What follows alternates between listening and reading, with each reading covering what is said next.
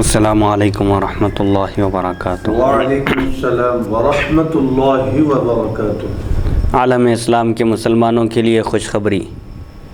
باب العلم انواریہ educational society کے تحت چلنے والا ادارہ جامعہ انواریہ کے زیر اہتمام قرآن مجید کی تفسیر کے علاوہ حدیث شریف و فقہ کی مشہور و معروف معتبر و مستند صحاح ستہ کو ملا کر جملہ 25 کتابوں کی ویڈیو ریکارڈنگ کا سلسلہ شروع ہو چکا ہے۔ اسی کی ایک سنہری کڑی جامع ترمذی شریف کا درس بھی ہے جو الحمدللہ جاری و ساری ہے۔ بیات شیخ المشائخ حضرت سید محمد عبد القدیر الحسینی المعروف نورانی پاشا رحمۃ اللہ علیہ، بانی و فاؤنڈر جامعہ انواریہ و باب العلم انواریہ ایجوکیشنل سوسائٹی حیدرآباد۔ سب سے پہلے عربی عبارت پڑھی جائے گی، اس کا عربی عبارت کا ترجمہ کیا جائے گا اور احادیث شریفہ کی تشریح بیان کرتے ہوئے مختصر سے مسائل پر بھی روشنی ڈالی جائے گی۔ اللہ تعالیٰ سے دعا ہے کہ وہ ہم کو سننے اور سنانے سے زیادہ احکام شریعت پر عمل کرنے کی توفیق عطا فرمائے، آمین۔ مناقب کا بیان چل رہا ہے۔ حضور اکرم صلی اللہ علیہ وسلم کے فضائل، کمالات اور مناقب کے بعد صحابہ کرام کے مناقب اور فضائل بیان کیے جا رہے ہیں۔ ترتیب وار امام ترمذی رحمۃ اللہ علیہ بھی سب سے پہلے آپ نے صدیق اکبر رضی اللہ عنہ کے فضائل بیان کیے، پھر حضرت عمر رضی اللہ عنہ کے فضائل کا بیان آپ نے شروع کیا، پھر اس کے بعد آپ نے حضرت عثمان بن عفان رضی اللہ عنہ کے فضائل اور مناقب کو بیان کیا۔ آج کی یہ 7ویں نشست ہے مناقب کی، جس میں مولا کائنات حضرت سیدنا علی بن ابی طالب کرم اللہ وجہہ و رضی اللہ تعالی عنہ کے فضائل اور کمالات اور مناقب بیان کیے جائیں گے۔ آج کی نشست کا آغاز حدیث نمبر 3855 سے ہوتا ہے۔ بسم اللہ الرحمن الرحیم۔ مناقب علی بن ابی طالب رضی اللہ عنہ یقال ولہ کنیتان ابو تراب و ابو الحسن۔ حدثنا قتيبة بن سعيد حدثنا جعفر بن سليمان الضبعي عن يزيد الرشكي عن مطرف بن عبد الله عن عمران بن حسين قال بعث رسول الله صلى الله عليه وسلم جيشا واستعمل عليهم علي بن ابي طالب فمضى في السرية فأصاب جارية وأنكروا عليه وتعاقد 4 من أصحاب رسول الله صلى الله عليه وسلم فقالوا اذا لقينا رسول الله صلى الله عليه وسلم اخبرناه بما صنع علي وكان المسلمون اذا رجعوا من سفر بدأوا برسول الله صلى الله عليه وسلم فسلموا عليه ثم انصرفوا الى رحالهم فلما قدمت السرية سلموا على النبي صلى الله عليه وسلم فقام احد الاربعة فقال رسول الله صلى الله عليه وسلم فقال لرسول الله صلى الله عليه وسلم ألم تر إلى علي بن أبي طالب صنع كذا وكذا فأعرض عنه رسول الله صلى الله عليه وسلم ثم قام ثاني فقال مثل مقالته فأعرض عنه ثم قام إليه ثالث فقال مثل مقالته فأعرض عنه ثم قام الرابع فقال مثل ما قالوا فأقبل إليه رسول الله صلى الله عليه وسلم والغضب يعرف في وجهه فقال ما تريدون من علي ما تريدون من علي ما تريدون من علي ان علیا منی وانا منہ وهو ولی کل مؤمن من بعدی هذا حدیث غریب لا نعرفه الا من حدیث جعفر بن سلیمان۔ حضرت سیدنا علی بن ابی طالب کرم اللہ وجہہ و رضی اللہ تعالی عنہ کے فضائل اور مناقب۔ آپ کی 2 کنیتیں تھیں، ایک ابو تراب اور ایک ابو الحسن۔ حضرت سیدنا علی بن ابی طالب رضی اللہ عنہ کی ولادت باسعادت اعلان نبوت سے 10 سال پہلے ہوئی اور آپ کو یہ شرف حاصل ہے کہ آپ کی ولادت باسعادت کعبۃ اللہ شریف کے اندر ہوئی، اسی لیے آپ کو مولود کعبہ کہا جاتا ہے۔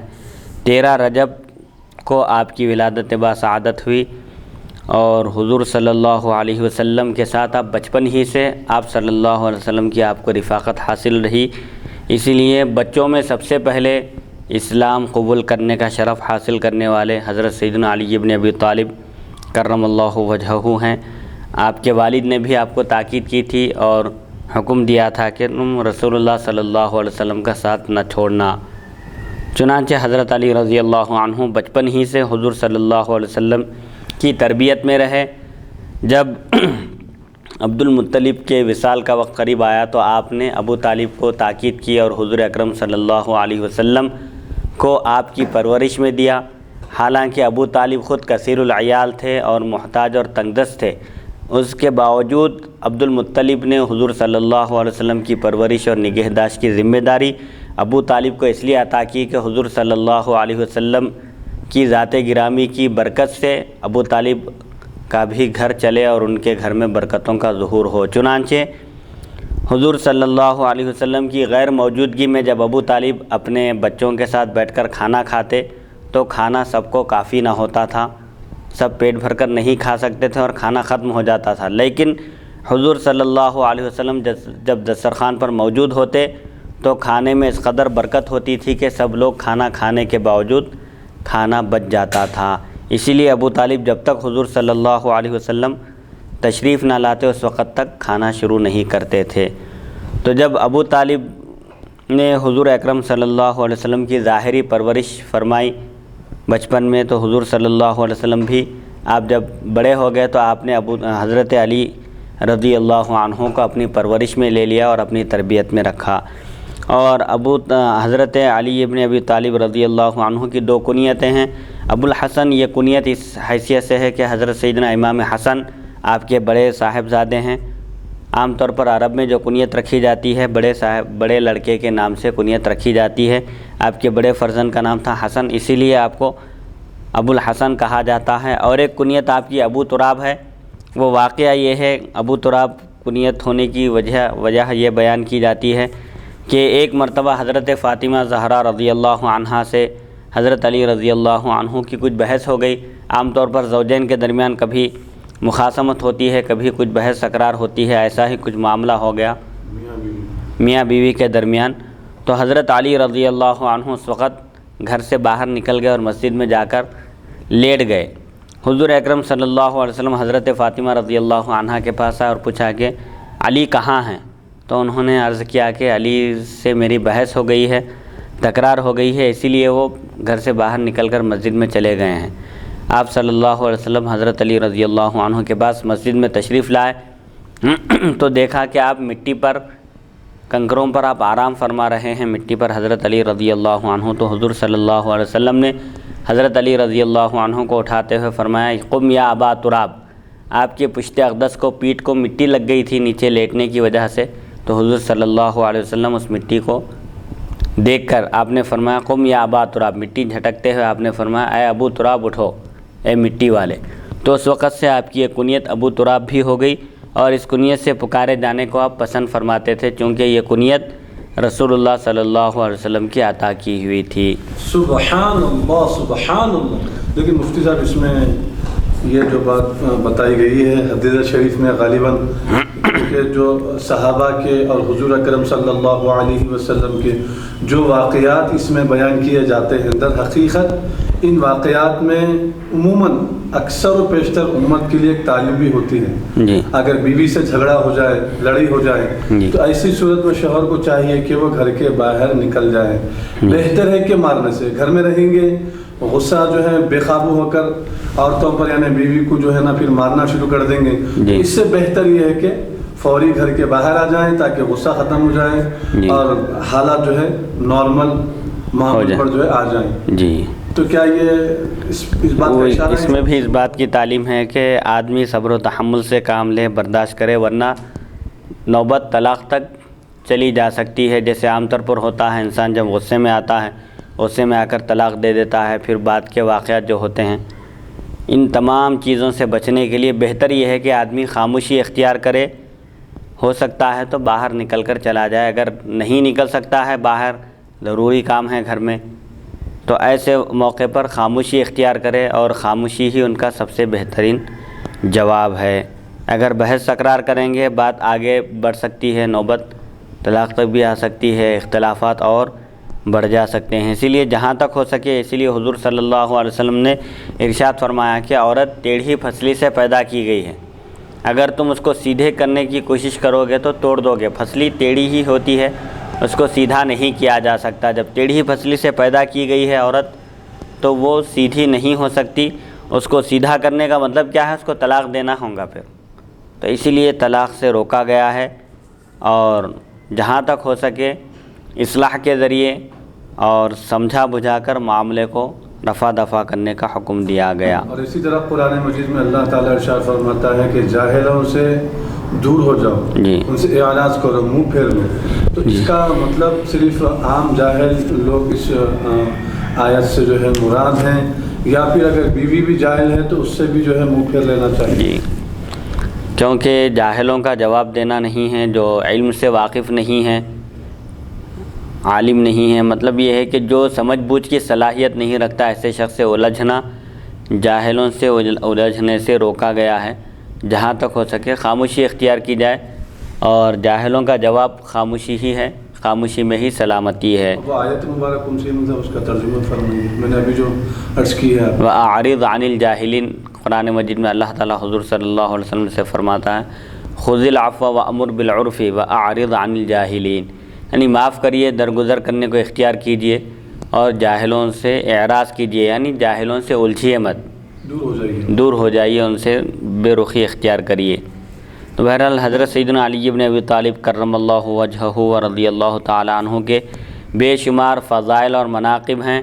تمام امت کے علماء کا اس بات پر اتفاق ہے، تمام امت کا، کہ صحابہ کرام میں سیدنا ابوبکر صدیق، سیدنا عمر فاروق، سیدنا عثمان بن عفان رضی اللہ عنہ کے بعد سب سے معزز ہستی، سب سے مکرم ہستی حضرت سیدنا علی بن ابی طالب کرم اللہ وجہہ کی ہے۔ آپ خلفائے راشدین میں سے ایک ہیں، اور رسول اللہ صلی اللہ علیہ وسلم نے جن 10 خوش نصیب افراد کو دنیا میں ہی جنتی ہونے کی بشارت دی، ان میں سے ایک حضرت سیدنا علی بن ابی طالب کرم اللہ وجہہ بھی ہیں۔ اور آپ کو یہ شرف حاصل ہے کہ آپ رسول اکرم صلی اللہ علیہ وسلم کے چچا زاد بھائی ہونے کے علاوہ آپ کو حضور اکرم صلی اللہ علیہ وسلم کی دامادی کا شرف حاصل ہے، اور رسول اللہ صلی اللہ علیہ وسلم نے آپ کے فضائل اور مناقب بھی بیان کیے ہیں، اور علمی اعتبار سے بھی آپ کا مقام و مرتبہ بہت بلند ہے۔ صحابہ کرام میں سب صحابہ فتویٰ نہیں دیتے تھے، چند صحابہ فتویٰ دیا کرتے تھے جو منصب افتاء پر فائز تھے، ان میں سے ایک سیدنا علی بن ابی طالب رضی اللہ عنہ بھی ہیں، جن سے مسائل میں بڑے بڑے صحابہ بھی رجوع کرتے تھے۔ حضرت عمر رضی اللہ عنہ بھی مسائل میں آپ سے مشورہ کیا کرتے تھے۔ ایک مسئلہ آیا جس میں حضرت علی رضی اللہ عنہ سے مشورہ کیا گیا، اس کے بعد حضرت عمر فرمائے لولا علی لہلک عمر، اگر علی نہ ہوتے تو عمر سے غلطی ہو جاتی تھی اس مسئلے میں، اور عمر ہلاک ہو جاتے۔ تو یہ صحابہ کرام کے جو آپسی روابط تھے، جیسا کہ عام طور پر شیعہ حضرات جو اختلافات بیان کرتے ہیں حضرت سیدنا ابوبکر صدیق، حضرت سیدنا عمر فاروق رضی اللہ عنہما سے، ان اختلافات کی کوئی بنیاد نہیں ہے۔ صحابہ آپس میں ایک دوسرے سے محبت کرتے تھے اور ایک دوسرے کو چاہتے تھے، اور کبھی ایسے کوئی اختلافات، البتہ حضرت ابوبکر صدیق رضی اللہ عنہ سے جب بیعت لی گئی آپ کے ہاتھ پر، آپ کے دست مبارک پر لوگوں نے بیعت کی، حضرت علی رضی اللہ عنہ تاخیر سے بیعت کیے، اس کی وجہ یہ بیان کی گئی کہ رسول اللہ صلی اللہ علیہ وسلم کے وصال با کمال کے بعد حضرت علی رضی اللہ عنہ چونکہ تدفین کی تیاری میں اور دوسرے کاموں میں مشغول تھے، اسی وجہ سے آپ کو بیعت کا موقع نہیں ملا۔ بعد میں آپ نے برسر عام تمام لوگوں کے سامنے حضرت سیدنا علی بن ابی طالب رضی اللہ عنہ نے ابوبکر صدیق رضی اللہ عنہ کے دست مبارک پر بیعت فرمائی۔ اور ایک وجہ آپ کی ناراضگی کی یہ بتائی جاتی ہے، جیسا کہ شیعہ بیان کرتے ہیں وہ بالکل غلط ہے۔ ایک وجہ یہ ہے کہ مشورے میں حضرت علی رضی اللہ عنہ کو شریک نہیں کیا گیا تھا، اس لیے آپ نے اس وقت فطری اعتبار سے انسان ناراضگی کا اظہار کرتا ہے کہ ایک علمی اعتبار سے، قرابت داری کے اعتبار سے، ہر اعتبار سے ایک شخص کا مقام و مرتبہ بھی ہے۔ ایک قدر و منزلت کی نگاہ سے جب ایک شخص کو دیکھا جاتا ہے تو اہم امور میں شریک بھی کیا جانا چاہیے۔ تو وہ بہرحال خلافت کا جب مسئلہ طے ہوا، وہ ایسے حالات تھے، نازک حالات تھے کہ اس وقت اگر خلافت کی طرف توجہ نہ کی جاتی تو بہت سارے لوگوں کے مرتد ہو جانے کا اندیشہ تھا، اور اختلافات بھی بڑھنے کا اندیشہ تھا۔ جیسا کہ حضور اکرم صلی اللہ علیہ وسلم کے وصال کے بعد انصار نے کہا کہ اب ذمہ داری خلافت کی کس کی ہوگی، مہاجرین ہوں گے خلیفہ یا انصاری صحابہ ہوں گے؟ تو اس وقت انصاری صحابہ کہنے لگے کہ مہاجرین میں سے ایک امیر ہو اور انصار میں سے ایک امیر ہو۔ تو حضرت ابوبکر صدیق رضی اللہ عنہ نے فرمایا حضور صلی اللہ علیہ وسلم کا ارشاد ہے الائمۃ من قریش، ائمہ جو ہوں گے خلافت کی ذمہ داری سنبھالنے والے قریشی ہونا ہے۔ یہ حدیث جب بیان کیے تو انصار خاموش ہو گئے۔ پھر حضرت عمر رضی اللہ عنہ اور ابو عبیدہ بن جراح رضی اللہ عنہ اور بڑے بڑے اکابر صحابہ حضرت ابوبکر صدیق رضی اللہ عنہ کے ہاتھ پر بیعت کیے۔ بہرحال خلفائے راشدین بھی کبھی بھی اپنی خواہش سے یا اپنی مرضی سے انہوں نے خلافت کی ذمہ داری سنبھالنے کو پسند نہیں کیا، ان پر ذمہ داری ڈالی گئی۔ امت سب مل کر ان کے ہاتھ پر بیعت کی، اتفاق کی اور ان کو اپنا خلیفہ منتخب کیا جمہوریت کے طریقے سے۔ لہٰذا انہوں نے خلافت کا بار سنبھالا، ذمہ داری سنبھالی، لیکن کبھی بھی ان کے دل میں خواہش خلافت کی نہیں تھی۔ وہ تو یہ چاہتے تھے کہ خلافت کی ذمہ داری کو کوئی اور سنبھال لے اور ہم ان تمام چیزوں سے بری ہو جائیں۔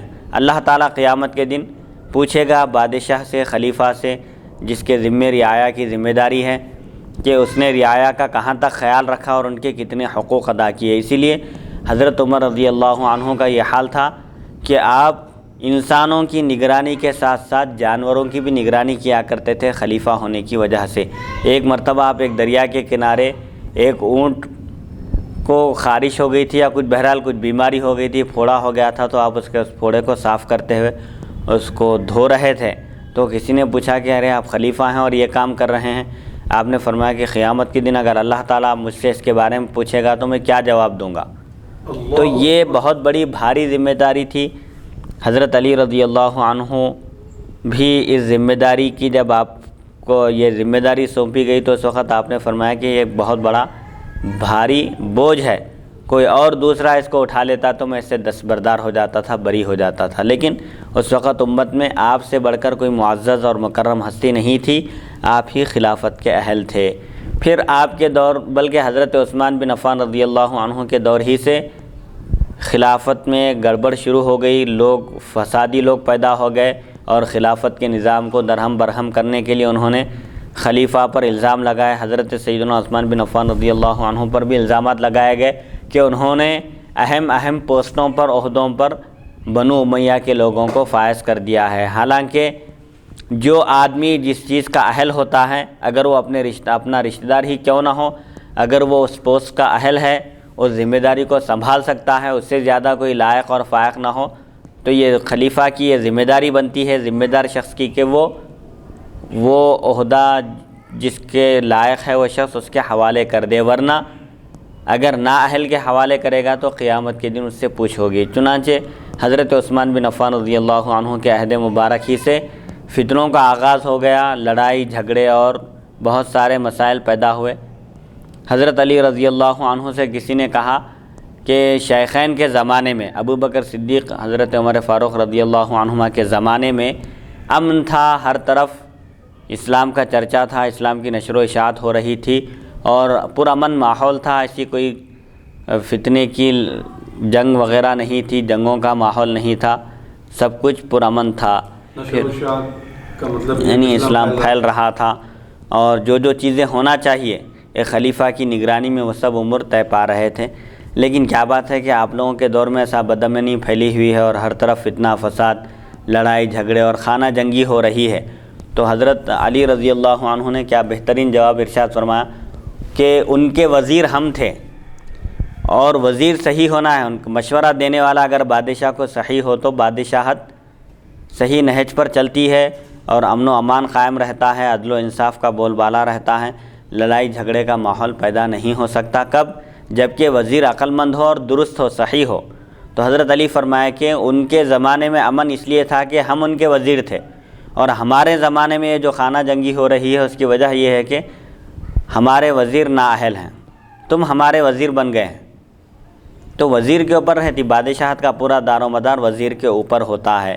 جیسا وزیر ہوگا، عام طور پر بادشاہ نے وقت بھی وزراء سے مشورہ کر کے کام کیا کرتے تھے، اسی لیے عقل مند شخص کو وزیر رکھا جاتا تھا جو صحیح فیصلات کرے اور جو صحیح مشورہ دے۔ اب یہ جو بات بتائی گئی ہے مفتی صاحب، آپ نے ابھی جو فرمایا کہ خلافت اور خلیفہ وہ قریش کے قبیلے سے ہونا چاہیے، اور قریش کے قبیلے سے ان میں جو بہتر ہے، قابل ہے، جی، اس شخص شخص کو جو ہے منتخب کرو. اور چنانچہ حضور اکرم صلی اللہ علیہ وسلم اپنی ظاہری حیات مبارکہ میں حضرت ابو بکر رضی اللہ عنہ کو جو ہے بنانے کا حکم بھی فرمایا تھا. غالباً شیخ الاسلام ڈاکٹر طاہر القادری صاحب القول الوسیق فی مناقب الصدیق رضی اللہ عنہ کتاب ہے جو جامعہ انواریہ کے زیر اہتمام اس کی مکمل ریکارڈنگ بھی ہوئی ہے, اور یہ خلفاء راشدین سیریز سے پوری الحمدللہ وہ بھی مکمل ہوئی جامعہ انواریہ کے زیر اہتمام شیخ الاسلام ڈاکٹر طاہر القادری صاحب کی کتاب ہے.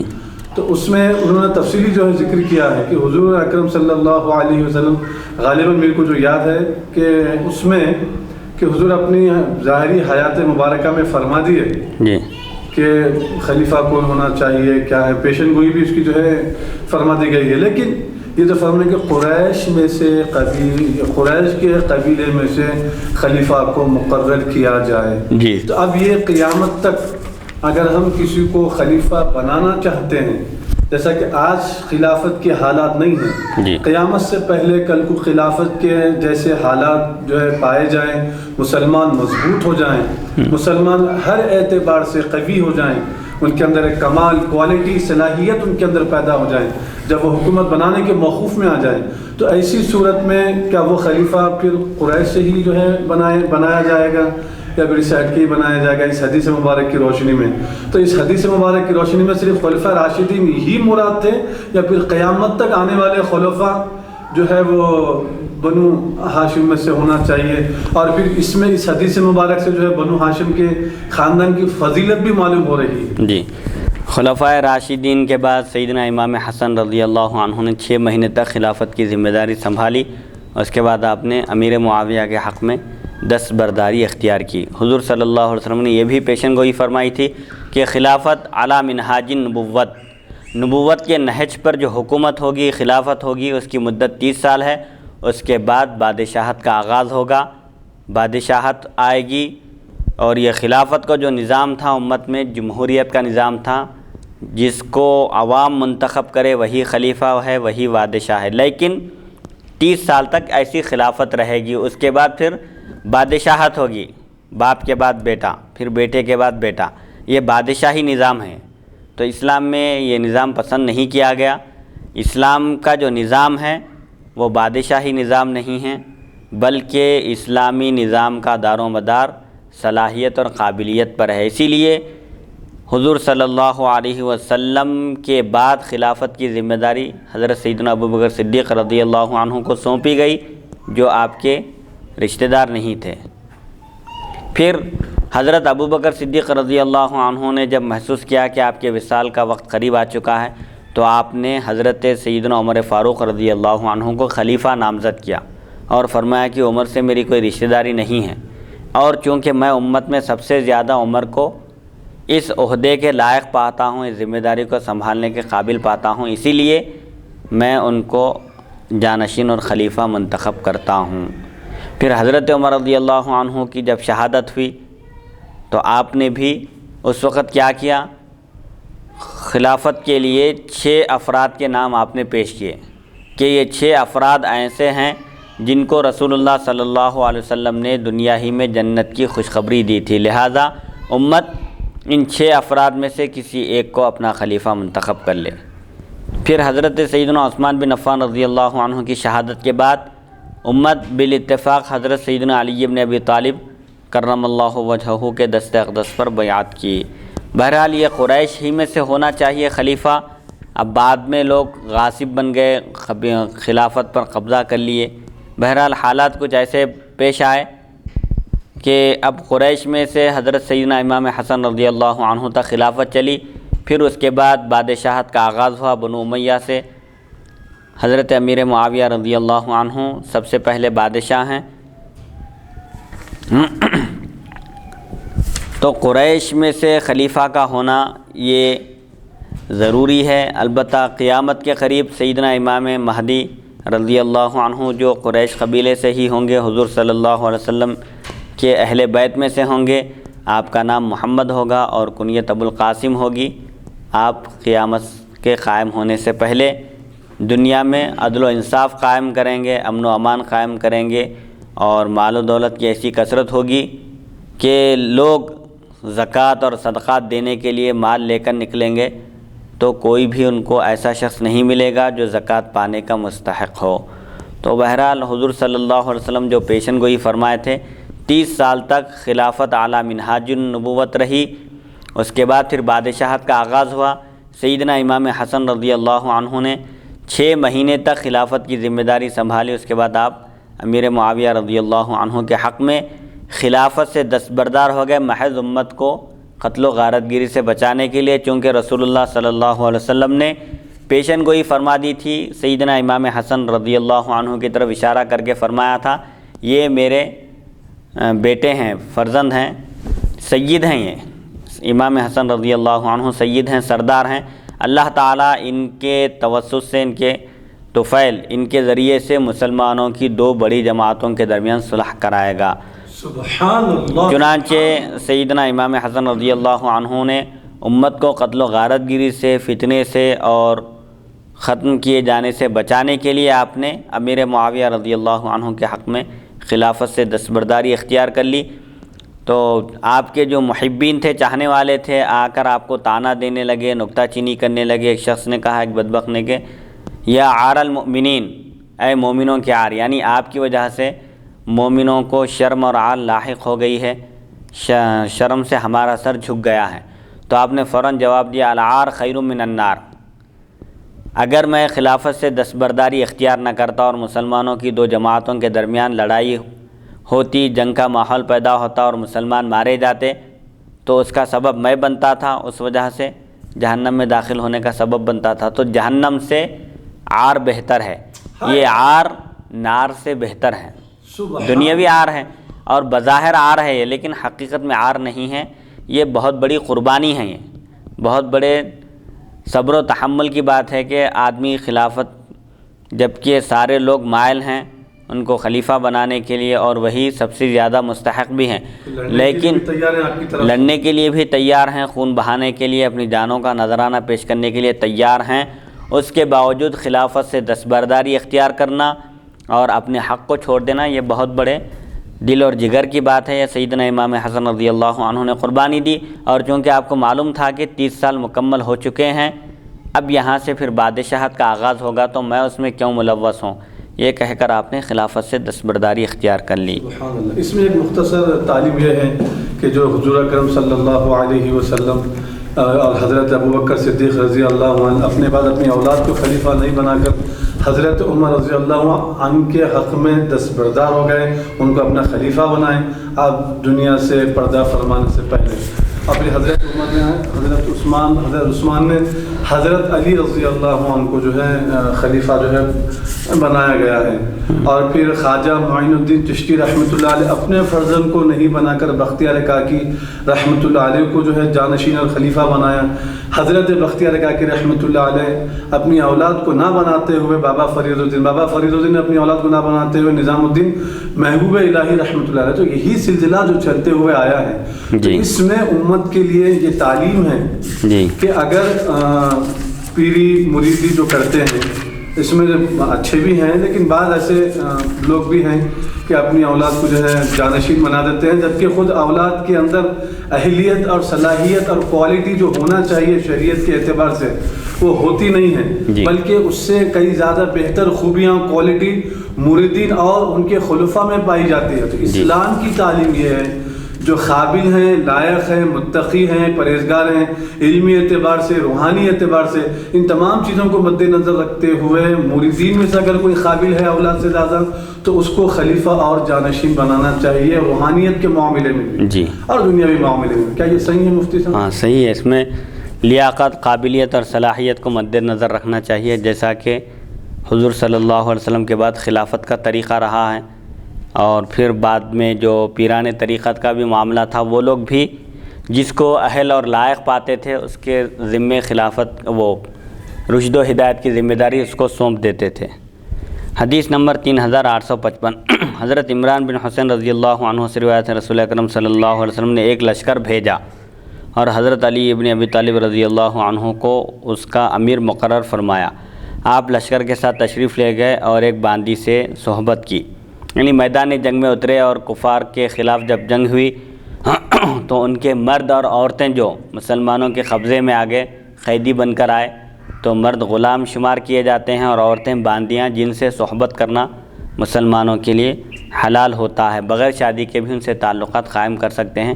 یہ باندیوں کا نظام جنگ ہونے کے بعد ہے۔ تو حضرت علی رضی اللہ عنہ اس غزوے کے، اس سریے کے امیر تھے، اس لشکر کے۔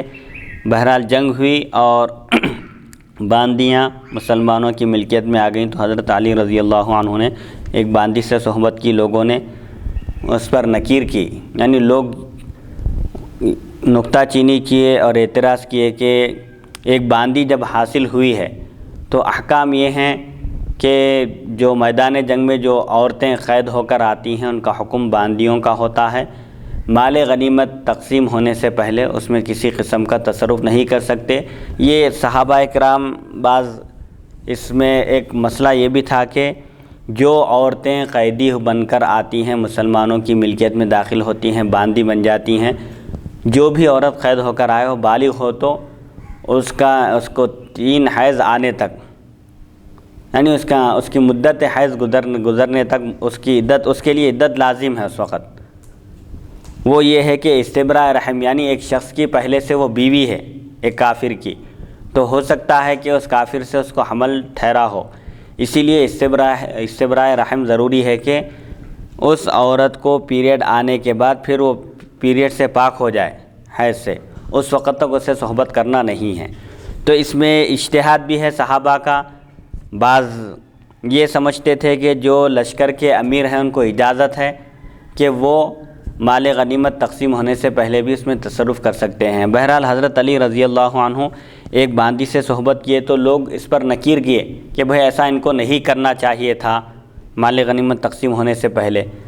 تو حضرت علی رضی اللہ عنہ کے بارے میں اس طرح وہ لوگ دل میں خیال کیے۔ یہ 4 صحابہ کرام نے آپس میں معاہدہ کیا کہ نبی اکرم صلی اللہ علیہ وسلم سے ملاقات کے وقت آپ کو حضرت علی رضی اللہ عنہ کا واقعہ بتائیں گے کہ ایسا آپ لشکر کا امیر مقرر کیے، اور جب جنگ ہوئی اور عورتیں قیدی بن کر آئیں، باندیاں بن گئیں اور وہ مسلمانوں کی ملکیت میں آ گئیں، تو حضرت علی رضی اللہ عنہ نے ایک باندی سے صحبت کی۔ اس مسئلے کو ہم پوچھیں گے حضور صلی اللہ علیہ وسلم سے۔ مسلمانوں کی عادت تھی کہ سفر سے واپسی پر سب سے پہلے نبی کریم صلی اللہ علیہ وسلم کی خدمت میں حاضر ہوتے، سلام عرض کرتے، پھر گھروں کو جاتے۔ جب بھی مسلمانوں کا کوئی لشکر بھیجا جاتا، کوئی وفد روانہ کیا جاتا اور پھر وہ لوگ واپس ہوتے، تو ان کی عادت تھی کہ رسول اللہ صلی اللہ علیہ وسلم کی خدمت اقدس میں حاضری دیتے، سلام عرض کرتے، اس کے بعد اپنے گھروں کو جاتے تھے۔ آج بھی یہ طریقہ باقی ہے شریعت میں جی۔ سفر کرنے کا اگر ارادہ کر رہے ہیں تو مفتی صاحب، اگر میں غلط ہوں اصلاح فرمائیے میری، جی، کہ کہیں اگر کوئی شخص سفر کرنے کا ارادہ کرتا ہے، اپنے وطن سے دوسرے وطن کو جانے کا ارادہ کر رہا ہے، تو اس کو چاہیے کہ وہ پہلے مسجد میں داخل ہو، 2 رکعت نفل نماز پڑھے، اس کے بعد سفر کا آغاز شروع کرے۔ جی۔ جب سفر سے واپس اپنے وطن میں لوٹ جائے تو گھر میں داخل ہونے سے پہلے پھر مسجد میں جائیں، 2 رکعت نفل نماز پڑھیں، پھر اس کے بعد گھر میں۔ ہاں، یہ احکام ہے، احادیث شریفہ میں بھی آیا ہے کہ رسول اللہ صلی اللہ علیہ وسلم جب بھی سفر فرماتے، نماز پڑھتے، 2 رکعت مسجد سے آغاز کرتے، پھر سفر سے واپسی میں بھی سیدھا مسجد تشریف لے جاتے، 2 رکعت نماز پڑھ کر اپنے گھر واپس جاتے تھے۔ تو صحابہ کرام کی بھی عادت تھی کہ جب بھی ان کو روانہ کیا جاتا کسی مہم پر، اس مہم سے واپس لوٹتے تو رسول اللہ صلی اللہ علیہ وسلم کی خدمت اقدس میں حاضر ہوتے، سلام عرض کرتے، پھر اپنے گھروں کو واپس جاتے۔ جب یہ لشکر واپس آیا تو انہوں نے نبی کریم صلی اللہ علیہ وسلم کی خدمت میں سلام عرض کیا۔ ان 4 آدمیوں میں سے ایک نے کھڑے ہو کر عرض کیا، یا رسول اللہ صلی اللہ علیہ وسلم، کیا آپ نے نہیں دیکھا کہ علی رضی اللہ عنہ نے ایسا کیا ہے؟ یعنی رسول اللہ صلی اللہ علیہ وسلم کو آ کر اطلاع دیے کہ میدان جنگ میں جنگ ہوئی اور جو عورتیں قید ہو کر آئی تھیں ان میں سے ایک باندی سے حضرت علی رضی اللہ عنہ نے صحبت کی ہے، کیا اس طرح درست ہے؟ تو رسول اکرم صلی اللہ علیہ وسلم نے اس شخص سے منہ پھیر لیا، آپ نے بے رخی اختیار فرمائی۔ سبحان اللہ، سبحان اللہ۔ پھر دوسرا اٹھا، اس نے بھی یہی کہا، حضور صلی اللہ علیہ وسلم نے اس سے بھی رخ پھیر لیا۔ پھر تیسرے نے اٹھ کر یہی کہا، آپ صلی اللہ علیہ وسلم نے اس سے بھی منہ پھیر لیا۔ پھر چوتھے نے اٹھ کر وہی بات کہی، تو رسول اللہ صلی اللہ علیہ وسلم اس کی طرف متوجہ ہوئے، اس حال میں کہ آپ کے چہرے انور سے غصہ ظاہر ہو رہا تھا، ناراضگی کے آثار بالکل نمایاں تھے چہرے اقدس پر۔ آپ صلی اللہ علیہ وسلم نے ارشاد فرمایا، تم علی سے کیا چاہتے ہو؟ 3 مرتبہ فرمایا آپ یہ بات، تم علی سے کیا چاہتے ہو، تم علی سے کیا چاہتے ہو؟ پھر فرمایا علی مجھ سے ہیں اور میں علی سے ہوں۔ سبحان اللہ، یعنی علی کا مجھ سے ایسا قریبی تعلق ہے کہ علی جو کام کریں سمجھو کہ وہ کام میں کر رہا ہوں۔ علی مجھ سے ہیں اور میں علی سے ہوں، اور وہ میرے بعد ہر مومن کے ولی ہیں، ہر مومن کے مددگار ہیں، دوست ہیں، ہر ایک مومن کے مولا ہیں۔ یہ حدیث حسن غریب ہے، ہم اسے صرف جعفر بن سلیمان کی روایت سے پہچانتے ہیں۔ اس میں حضرت سیدنا علی بن ابی طالب رضی اللہ عنہ کی اتنی بڑی منقبت اور اتنی بڑی فضیلت ہے کہ ایک جنگ کے موقع پر آپ سے ایسا ہوا، رسول اللہ صلی اللہ علیہ وسلم نے فرمایا کہ علی مجھ سے ہیں اور میں علی سے ہوں۔ اس کا مطلب یہ ہے کہ حضرت علی رضی اللہ عنہ نے جو عمل کیا ہے وہ غلط نہیں ہے، وہ درست ہے ان کا عمل، کیونکہ جب کفار سے جنگ ہوتی ہے اور ان کے مرد اور عورتیں قیدی بن کر آتے ہیں مسلمانوں کے پاس، تو مرد غلام کہلاتے ہیں اور عورتیں باندیاں کہلاتی ہیں، جن سے صحبت کرنا مومنوں کے لیے جائز ہے۔ جس کی ملکیت میں وہ باندی آ جائے اس کے لیے وہ باندی حلال ہے، بغیر شادی کے، بغیر نکاح کے بھی۔ البتہ استبراء رحم اس میں ضروری ہے۔ استبراء رحم کا مطلب یہ ہے کہ چونکہ وہ جو عورت قید ہو کر آئی ہے وہ کسی کافر کی بیوی ہوگی، ہو سکتا ہے کہ اس کو حمل ہو اس کے شوہر سے، تو وہ حمل اس کی ڈیلیوری ہونے تک اس سے صحبت نہیں کی جا سکتی، یا پھر اس کا پیریڈ اگر آ جائے، شروع ہو جائے، تو معلوم ہوگا کہ وہ حمل سے نہیں ہے، کیونکہ حمل کے دنوں میں جب حمل ٹھہرتا ہے عورت کو تو پیریڈ نہیں آتا۔ استبراء رحم ہونے کے بعد، تاکہ نسب کو مشتبہ ہونے سے بچایا جائے، نسب کی حفاظت کے لیے حضور صلی اللہ علیہ وسلم نے استبراء رحم کا حکم دیا۔ آپ نے یہاں پر حضرت علی رضی اللہ عنہ کی تائید فرمائی کہ علی رضی اللہ عنہ نے جو کیا ہے وہ غلط نہیں ہے، شرعی اعتبار سے درست ہے، اور یہ بھی ذہن میں رکھ لو کہ علی مجھ سے ہیں اور میں علی سے ہوں۔ علی اگر کوئی کام کریں تو یہ مت سمجھو کہ وہ غلط ہے، بلکہ وہ کام درست ہے، کیونکہ علی کوئی غیر شرعی کام کر ہی نہیں سکتے۔ علی مجھ سے ہیں اور میں علی سے ہوں، اور میرے بعد وہ ہر مومن کے ولی ہیں، ہر مومن کے سرپرست ہیں، نگہبان ہیں۔ سبحان اللہ۔ اس میں ایک بڑی اہم ترین جو بات آئی ہے مفتی صاحب، یہ ہے کہ اب یہاں پر سائنس کا دخل نہیں ہے جی۔ جہاں پر اسلام کی واضح حکم اگر جو ہے آ گیا ہو تو وہاں پر سائنس کا دخل نہیں ہے۔ اب لوگوں کے ذہن میں یہ سوال آئے گا کہ موجودہ زمانے میں الٹرا ساؤنڈ وغیرہ کے ذریعے اور کچھ ایسے ٹیسٹ جو ہے ایجاد ہوئے ہیں کہ جس کے ذریعے یہ معلوم کر سکتے ہیں کہ عورت حاملہ ہے یا نہیں، جی۔ تو اب وہ 3 ماہواری جو منتھلی جو پیریڈز ہے، وہ 3 پیریڈز گزرے بغیر وہ ٹیسٹ کروا کر جب معلوم کر لے کہ وہ حاملہ اگر نہیں ہے تو پھر وہ اس سے صحبت کر سکتا ہے، بلکہ یہ دلیل بنا سکتے ہیں، تو یہ بھی رد ہے۔ جی، اس میں سائنس کا دخل نہیں۔ اس میں 2-3 صورتیں ہیں اس میں، کہ جو عورت قید ہو کر آئی ہے وہ یا تو حاملہ ہوگی یا غیر حاملہ ہوگی۔ حاملہ ہے تو وضع حمل تک اس سے قربت حاصل نہیں کی جا سکتی، صحبت نہیں کی جا سکتی، جب تک کہ وہ بچہ پیدا نہ ہو، جب تک ڈیلیوری نہ ہو اس وقت تک اس سے صحبت نہیں کی جا سکتی۔ اور اگر غیر حاملہ ہے تو اس کے لیے 3 پیریڈ گزرنا ضروری ہے، اس کے بعد اس سے قربت حاصل کی جا سکتی ہے۔ الٹرا ساؤنڈ وغیرہ کی ضرورت نہیں ہوتی۔ جی۔ حدیث نمبر 3856، حدثنا محمد بن بشار حدثنا محمد بن جعفر حدثنا شعبۃ عن سلمة بن كهيل قال سمعت ابا الطفيل يحدث عن ابي سريحة وزيد بن ارقم شك شعبة عن النبي صلى الله عليه وسلم قال من كنت مولاه فعلي مولاه، هذا حديث حسن غريب وروى شعبة هذا الحديث عن ميمون نبي عبد الله عن زيد بن ارقم عن النبي صلى الله عليه وسلم نحوه، وابو سريحة هو حذيفة بن اسيد صاحب النبي صلى الله عليه وسلم۔ حضرت ابو سریحہ یا حضرت زید بن ارقم شعبہ کو راوی ہیں، شعبہ ان کو شک ہے کہ ابو سریحہ یا زید بن ارقم رضی اللہ عنہما نبی اکرم صلی اللہ علیہ وسلم سے روایت کرتے ہیں۔ آپ نے فرمایا جس کا میں مولا ہوں، حضرت علی رضی اللہ عنہ بھی اس کے مولا ہیں، یعنی جس کا میں مددگار ہوں، جس کو میں چاہنے والا ہوں، علی بھی اس کو چاہنے والے ہیں۔ جو حضور صلی اللہ علیہ وسلم کا محبوب ہے وہ حضرت علی رضی اللہ عنہ کا بھی محبوب ہے، اور جس کے حضور صلی اللہ علیہ وسلم ناصر اور مددگار ہیں اس کے حضرت علی رضی اللہ عنہ بھی ناصر اور مددگار ہیں۔ مولا کے کئی معنی آتے ہیں لغت میں۔ مولا کے ایک معنی آقا کے آتے ہیں، سردار کے آتے ہیں، مولا کے ایک معنی چاہنے والے کے آتے ہیں، مولا کے ایک معنی دوست کے بھی آتے ہیں، اور مولا کے ایک معنی مدد کرنے والے کے بھی آتے ہیں۔ چنانچہ تمام معنی کی گنجائش ہے کہ حضور صلی اللہ علیہ وسلم جس کے آقا ہیں، علی بھی اس کے آقا ہیں، حضور صلی اللہ علیہ وسلم جس کے ناصر اور مددگار ہیں، حضرت علی رضی اللہ عنہ بھی اس کے ناصر اور مددگار ہیں۔ چنانچہ یہ بھی ایک بہت بڑی فضیلت کی دلیل ہے حضرت علی رضی اللہ عنہ کے لیے کہ حضور صلی اللہ علیہ وسلم نے فرمایا کہ میں جس کا مولا ہوں علی بھی اس کے مولا ہیں۔ حدیث نمبر 3857۔ غالباً ایک حدیث اسی میں آئے گی کہ حضرت علی رضی اللہ عنہ کے حق میں حضور صلی اللہ علیہ وسلم نے دعا کی تھی، اللہ تعالیٰ سے درخواست کی کہ والی من اللہم والی من والا ہو، اے اللہ جو علی سے محبت کرے تو ان سے محبت کر، وعادی من عادا ہو، جو علی کا دشمن ہو تو بھی اس کا دشمن بن جا۔ اور جب حضور صلی اللہ علیہ وسلم یہ فرمایا کہ من کنت مولا ہو فعلی مولا، حضرت عمر رضی اللہ عنہ، ابو بکر صدیق رضی اللہ عنہما نے حضرت علی رضی اللہ عنہ کو مبارکباد دی اور فرمایا کہ انت مولانا، آپ ہمارے مولا ہیں۔ حضور صلی اللہ علیہ وسلم نے فرمایا۔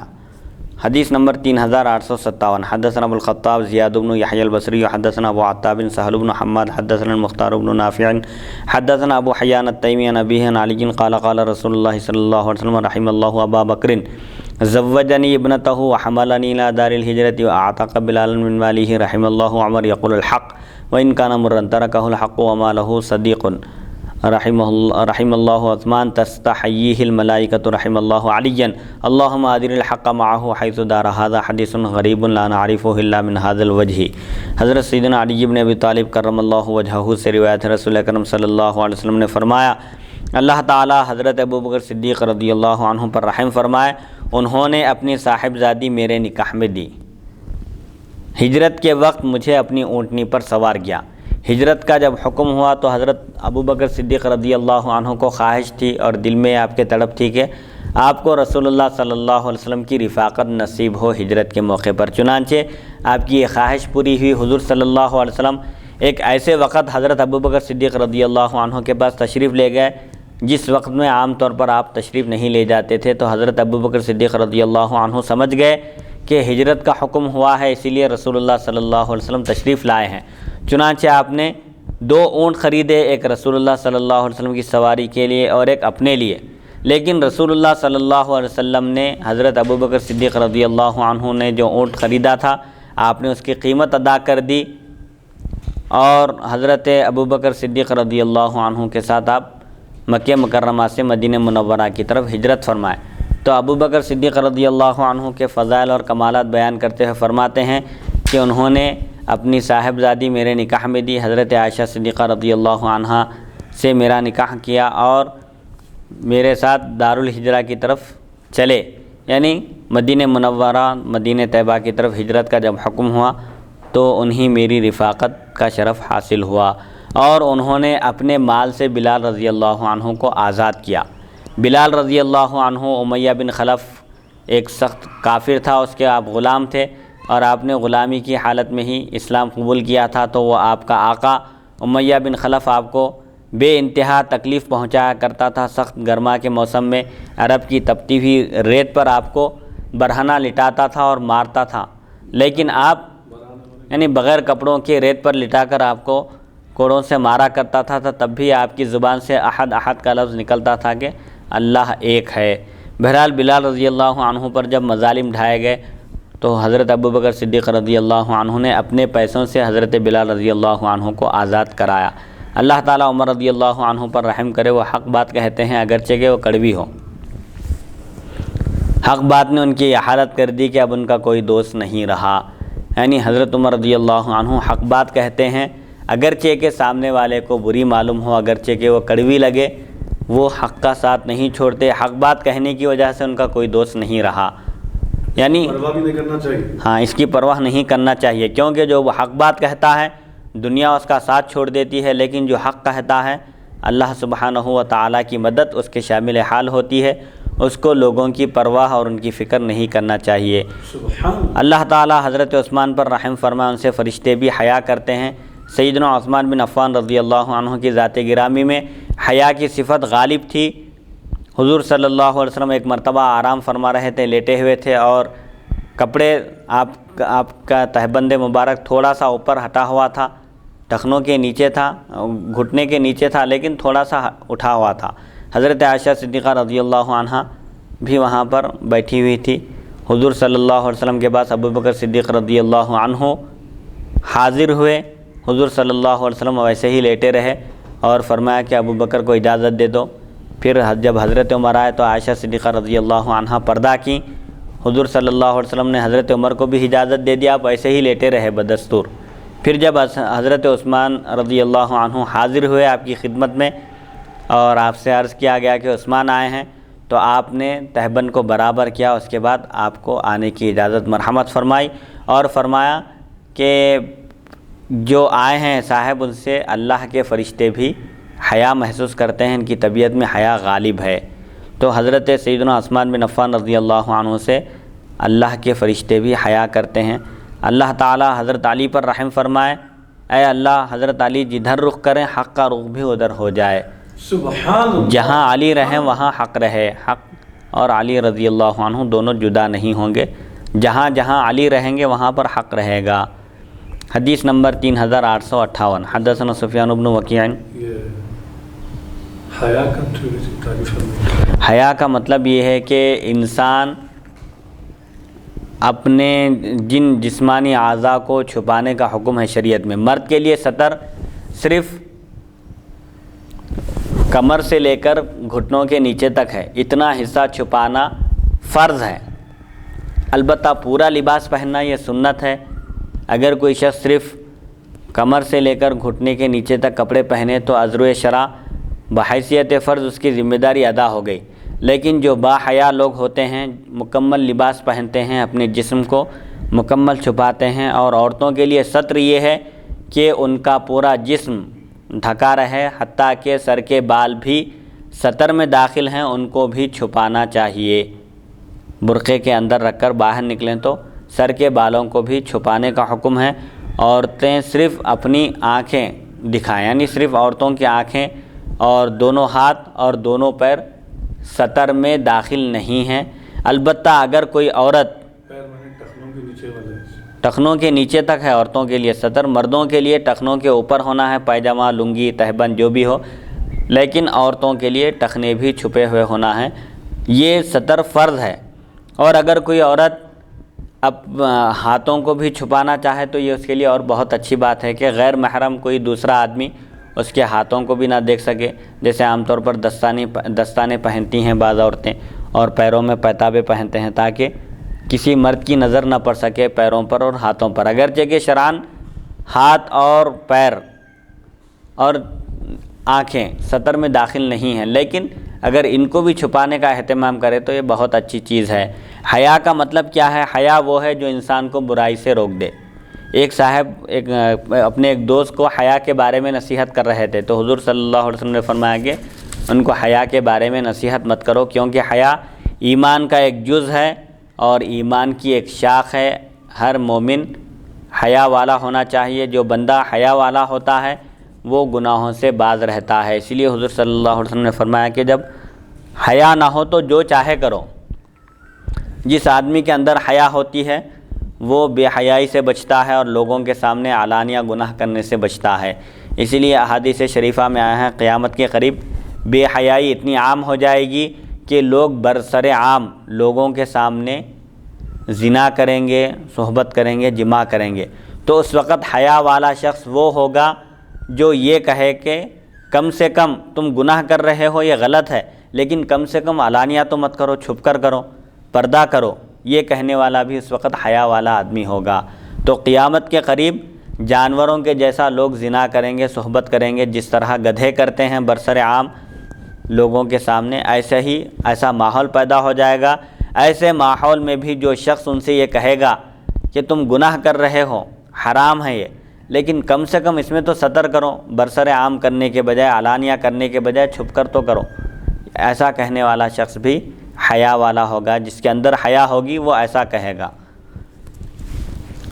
حدیث نمبر 3858 حدثنا سفیان بن وکیع حدثنا ابی عن شریک بن منصور عن ربیعی بن حراش قال حدثنا علی بن ابی طالب بالرحبة فقال لما كان يوم الحديبية خرج إلينا ناس من المشركين فيهم سهيل بن عمرو وناس من رؤساء المشركين فقالوا يا رسول الله خرج إليك ناس من أبنائنا وإخواننا وأرقائنا وليس لهم فقه في الدين وإنما خرجوا من أموالنا وضياعنا فرددهم إلينا فإن لم يكن لهم فقه في الدين سنفقههم. فقال النبي صلى الله عليه وسلم يا معشر قريش لتنتهن أو ليبعثن الله عليكم من يضرب رقابكم بالسيف على الدين قد امتحن الله قلوبهم على الإيمان. قالوا من هو يا رسول الله؟ فقال له أبو بكر من هو يا رسول الله؟ وقال عمر من هو يا رسول الله؟ قال هو خاصف النعل وكان أعطى عليا نعله يخصفها.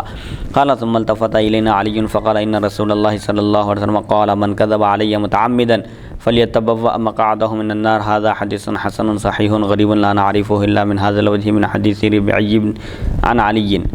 ربیعی بن حراش رضی اللہ عنہ سے روایت حضرت علی رضی اللہ عنہ نے ہم سے مقام رحبہ میں ارشاد فرمایا صلح حدیبیہ کے دن مشرکین کے کچھ لوگ جن میں سہیل بن عمرو اور کئی دوسرے رؤساء قریش تھے ہمارے پاس آئے اور کہنے لگے یا رسول اللہ صلی اللہ علیہ وسلم آپ کے پاس ہمارے بیٹوں بھائیوں اور غلاموں میں سے کچھ لوگ آ گئے ہیں جنہیں دین کی سمجھ بوجھ کچھ نہیں ہے، وہ تو محض ہمارے مال اور جائیداد سے راہ فرار اختیار کر کے آئے ہیں، بس آپ ان کو ہمارے پاس بھیج دیں، آپ ان کو لوٹا دیجئے، ہمیں واپس کر دیجئے، اگر انہیں دین کی سمجھ نہیں تو ہم انہیں سمجھا دیں گے، دین میں تفقہ دینی سمجھ بوجھ ان کو ہم عطا کریں گے۔ تو نبی کریم صلی اللہ علیہ وسلم نے فرمایا گروہ قریش، اے قریش کی جماعت، اے قریش کے گروپ، تم باز آ جاؤ ورنہ اللہ تعالیٰ تم پر ایسے شخص کو بھیجے گا جو دین کی خاطر تلوار سے تمہاری گردنیں اڑا دے گا۔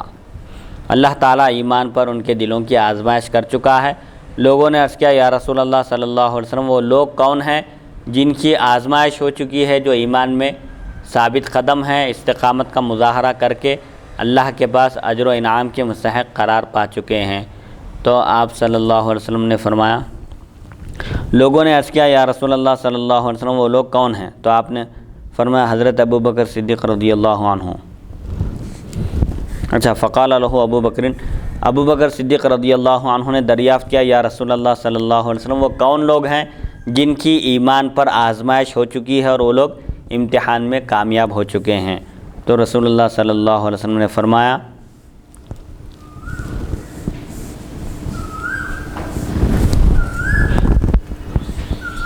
اچھا دونوں پوچھ رہے ہیں ابو بکر صدیق رضی اللہ عنہ نے پوچھا، فقال له ابو بکر صدیق رضی اللہ عنہ نے عرض کیا من ہوا یا رسول اللہ وہ کون ہیں یا رسول اللہ صلی اللہ علیہ وسلم، اور عمر رضی اللہ عنہ نے بھی پوچھا کہ من ہوا یا رسول اللہ وہ کون ہیں؟ تو حضور صلی اللہ علیہ وسلم نے فرمایا وہ جوتیوں میں پیون لگانے والے ہیں۔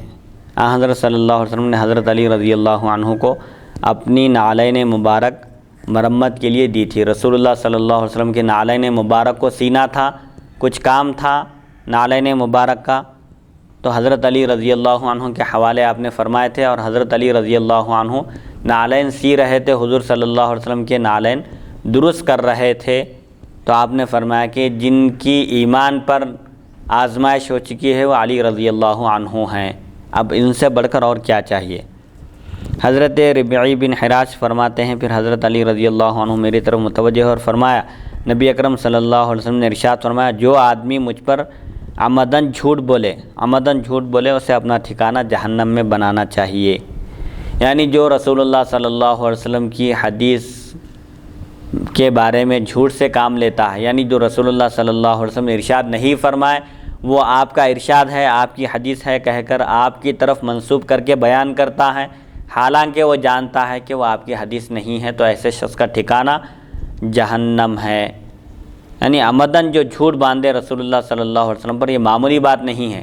کسی ایک عام آدمی کے خلاف اگر جھوٹ کہے تو وہ بھی جھوٹ ہے، حرام ہے، لیکن رسول اللہ صلی اللہ علیہ وسلم پر جھوٹ باندھنا، آپ کی طرف کسی حدیث شریف کسی حدیث کی نسبت کرنا جو آپ نے بیان نہیں فرمائی تھی، یہ جانتے بوجھتے کہ وہ آپ کی حدیث نہیں ہے، معلوم رکھتے ہوئے دانستہ طور پر اگر کوئی ایسا کر رہا ہے تو اس کا ٹھکانہ جہنم ہے۔ بہرحال اس حدیث شریف سے بھی حضرت سیدنا علی رضی اللہ عنہ کی منقبت اور فضیلت معلوم ہوتی ہے کہ دین کے معاملے میں اللہ آپ کی آزمائش کر چکا ہے اور آپ اس آزمائش میں پورے اترے۔ اسی لیے رسول اللہ صلی اللہ علیہ وسلم نے فرمایا کہ حضرت علی رضی اللہ عنہ کی دین کے بارے میں آزمائش ہو چکی ہے، اللہ نے ان کو منتخب کر لیا ہے اور ان کے دل کو تقوی کے لیے چن لیا ہے۔ حدیث نمبر 3859، حدثنا قتيبة حدثنا جعفر بن سليمان عن ابي هارون العبدي عن ابي سعيد الخدري قال انا كنا لنعرف المنافقين نحن معاشر الانصار ببغضهم علي بن ابي طالب۔ هذا حديث غريب وقد تكلم شعبة في ابي هارون العبدي وقد روي هذا عن الأعمش عن ابي صالح عن ابي سعيد۔ حضرت علی رضی اللہ عنہ سے نفرت کرنا، آپ سے بغض رکھنا، یہ منافق ہونے کی علامت اور نشانی ہے۔ چنانچہ حضرت ابو سعید خدری رضی اللہ عنہ سے روایت ہے، فرماتے ہیں ہم جماعت انصاری صحابہ منافقین کو حضرت علی رضی اللہ عنہ سے بغض کی وجہ سے پہچانتے تھے۔ جس کو علی رضی اللہ عنہ سے بغض ہوتا تھا ہم سمجھ جاتے تھے کہ وہ منافق ہے، کیونکہ آگے حدیث شریف میں آ رہا ہے حضور صلی اللہ علیہ وسلم نے فرمایا کہ علی سے صرف مومن ہی محبت کرتا ہے اور منافق نفرت کرتا ہے۔ مومن کبھی علی رضی اللہ عنہ سے بغض نہیں رکھ سکتا، اور جو علی رضی اللہ عنہ سے بغض رکھتا ہے، آپ سے نفرت کرتا ہے، وہ مومن ہو ہی نہیں سکتا۔ چنانچہ انصاری صحابہ کے درمیان منافق ہونے کی علامت اور پہچان یہ تھی کہ جو مولا کائنات سیدنا علی بن ابی طالب کرم اللہ وجہہ و رضی اللہ عنہ سے بغض رکھتا تو وہ سمجھتے تھے کہ وہ منافق ہے، کیونکہ منافق ہی کو آپ سے بغض ہوتا ہے۔ حدیث نمبر 3860، حدثنا واصل بن عبد الاعلی حدثنا محمد بن فضیل عن عبد الله بن عبد الرحمن بن نصر عن المساور الحميري عن امه قالت دخلت على ام سلمة فسمعتها تقول كان رسول الله صلى الله عليه وسلم يقول لا يحب عليا منافق ولا يبغضه مؤمن وفي الباب عن علي هذا حديث حسن غريب من هذا الوجه۔ حضرت ام سلمہ ام المؤمنین رضی اللہ عنہا سے روایت رسول اکرم صلی اللہ علیہ وسلم فرمایا کرتے کسی منافق کو علی رضی اللہ عنہ سے محبت نہیں ہو سکتی، کوئی منافق علی رضی اللہ عنہ سے محبت نہیں کرتا اور کوئی مومن آپ سے نفرت نہیں کرتا، کوئی مومن آپ سے بغض نہیں رکھتا۔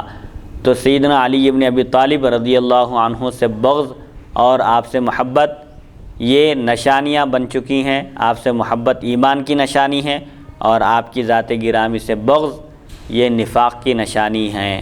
حدیث نمبر 3861، حدثنا اسماعیل بن موسى الفزاری فزاری ابن بنت السدی حدثنا شریک عن ابی ربیعۃ عن ابن بریدۃ عن ابیہ قال رسول اللہ صلی اللہ علیہ وسلم ان اللہ امرنی بحب اربعۃ واخبرنی انه يحبهم قیل یا رسول اللہ سمیہم لنا قال علی منهم یقول ذلك ثلاثا وابو ذر والمقداد والسلمان وامرنی بحبهم واخبرنی انه يحبهم هذا حدیث حسن غریب لا نعرفه الا من حدیث شریک۔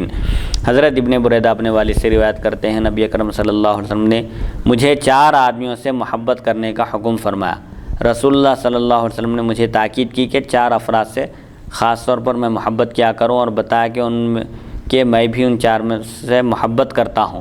اچھا، رسول اللہ صلی اللہ علیہ وسلم نے بریدہ رضی اللہ عنہ کو تاکید کی، آپ کو حکم دیا کہ 4 مقدس افراد سے محبت کرو، کیونکہ میں بھی ان کو محبوب رکھتا ہوں، میں بھی ان 4 افراد سے محبت کرتا ہوں۔ تو میں نے عرض کیا یا رسول اللہ صلی اللہ علیہ وسلم ذرا آپ ہمیں ان کے نام بتائیے، جن 4 افراد سے مجھے محبت کرنا ہے آپ ان کے نام بتائیے۔ تو آپ نے فرمایا حضرت علی رضی اللہ عنہ بھی ان میں سے ایک ہیں، ان 4 میں سے ایک سیدنا علی بن ابی طالب کرم اللہ وجہہ ہے۔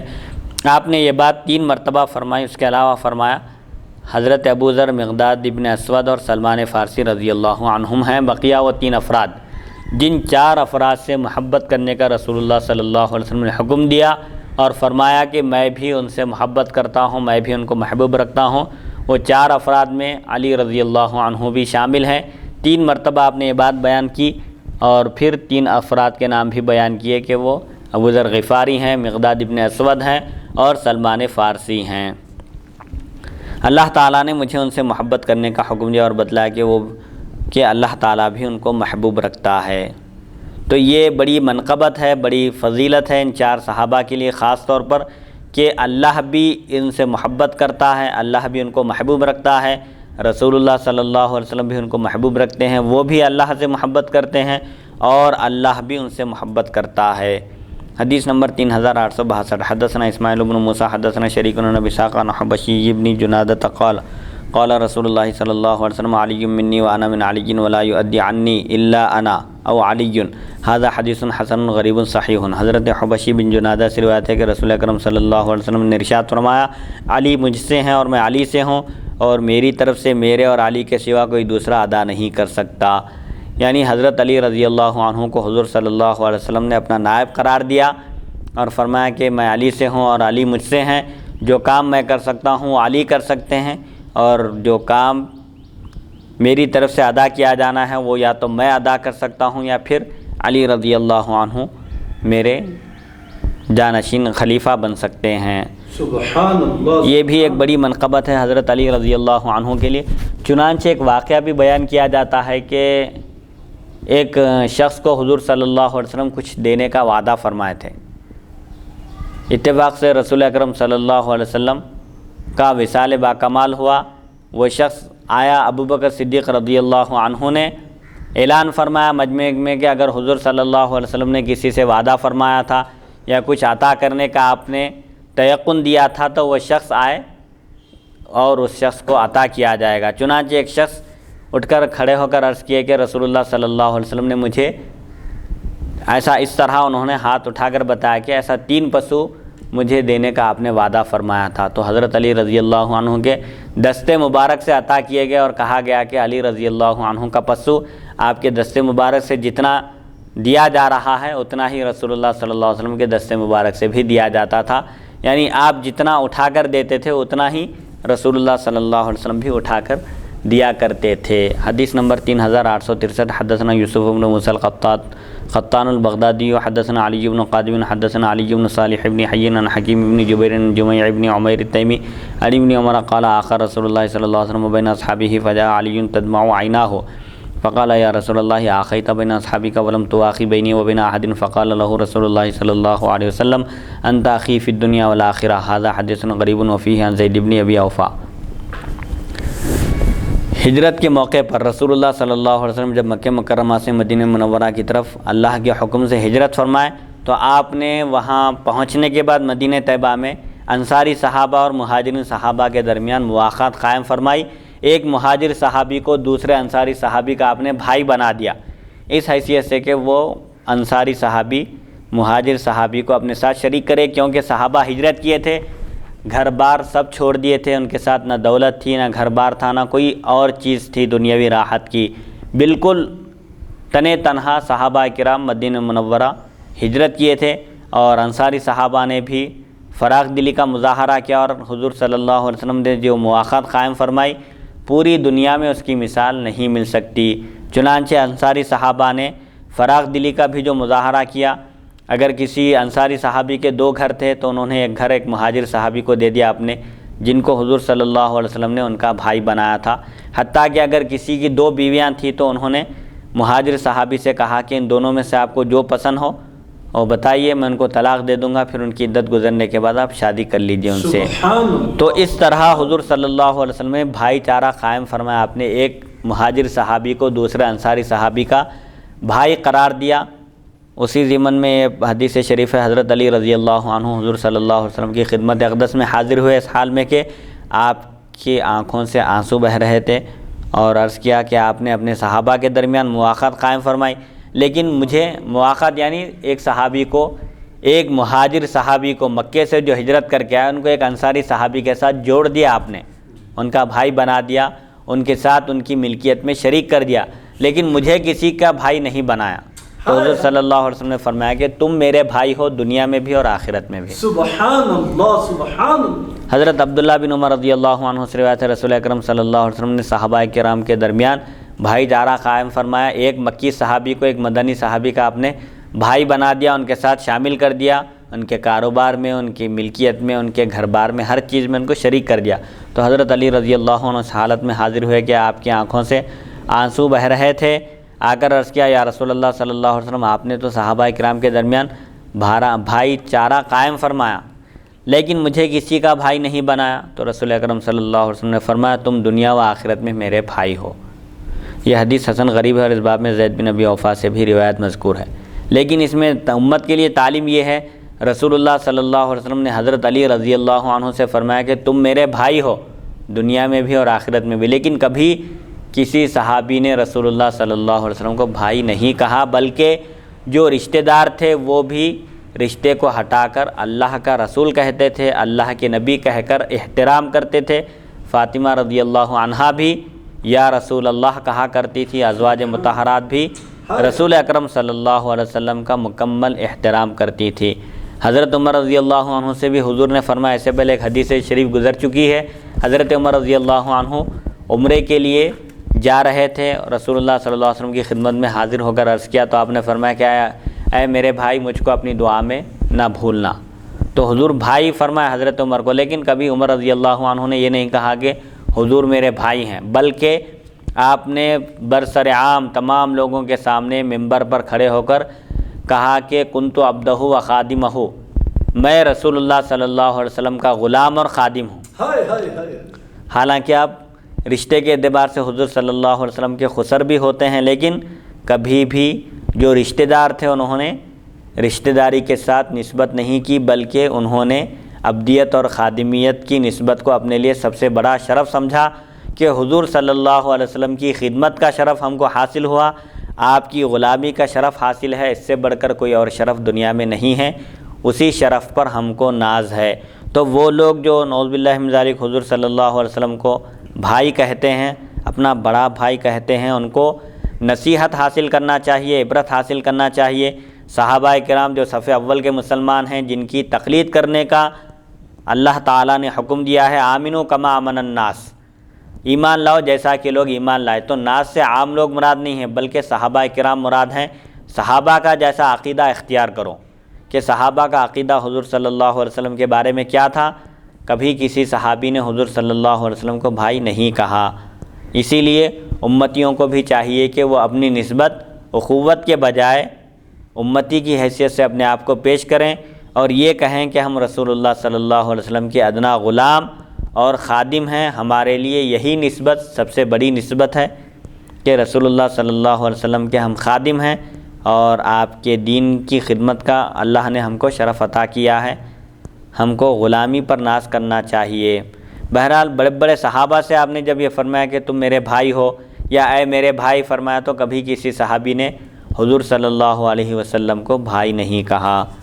حدیث نمبر 3864، حدثنا سفیان بن وکیع حدثنا عبید اللہ بن وسانی بن عمر عن السدی عن انس بن مالک قال كان عند النبي صلی اللہ علیہ وسلم طیر فقال اللهم ائتني بأحب خلقك إليك يأكل معي هذا الطير فجاء علي فأكل معه۔ هذا حديث غريب لا نعرفه من حديث السدي إلا من هذا الوجه، وقد روي هذا الحديث من غير وجه عن أنس، والسدي اسمه إسماعيل بن عبد الرحمن، وقد أدرك أنس بن مالك ورأى الحسين بن علي۔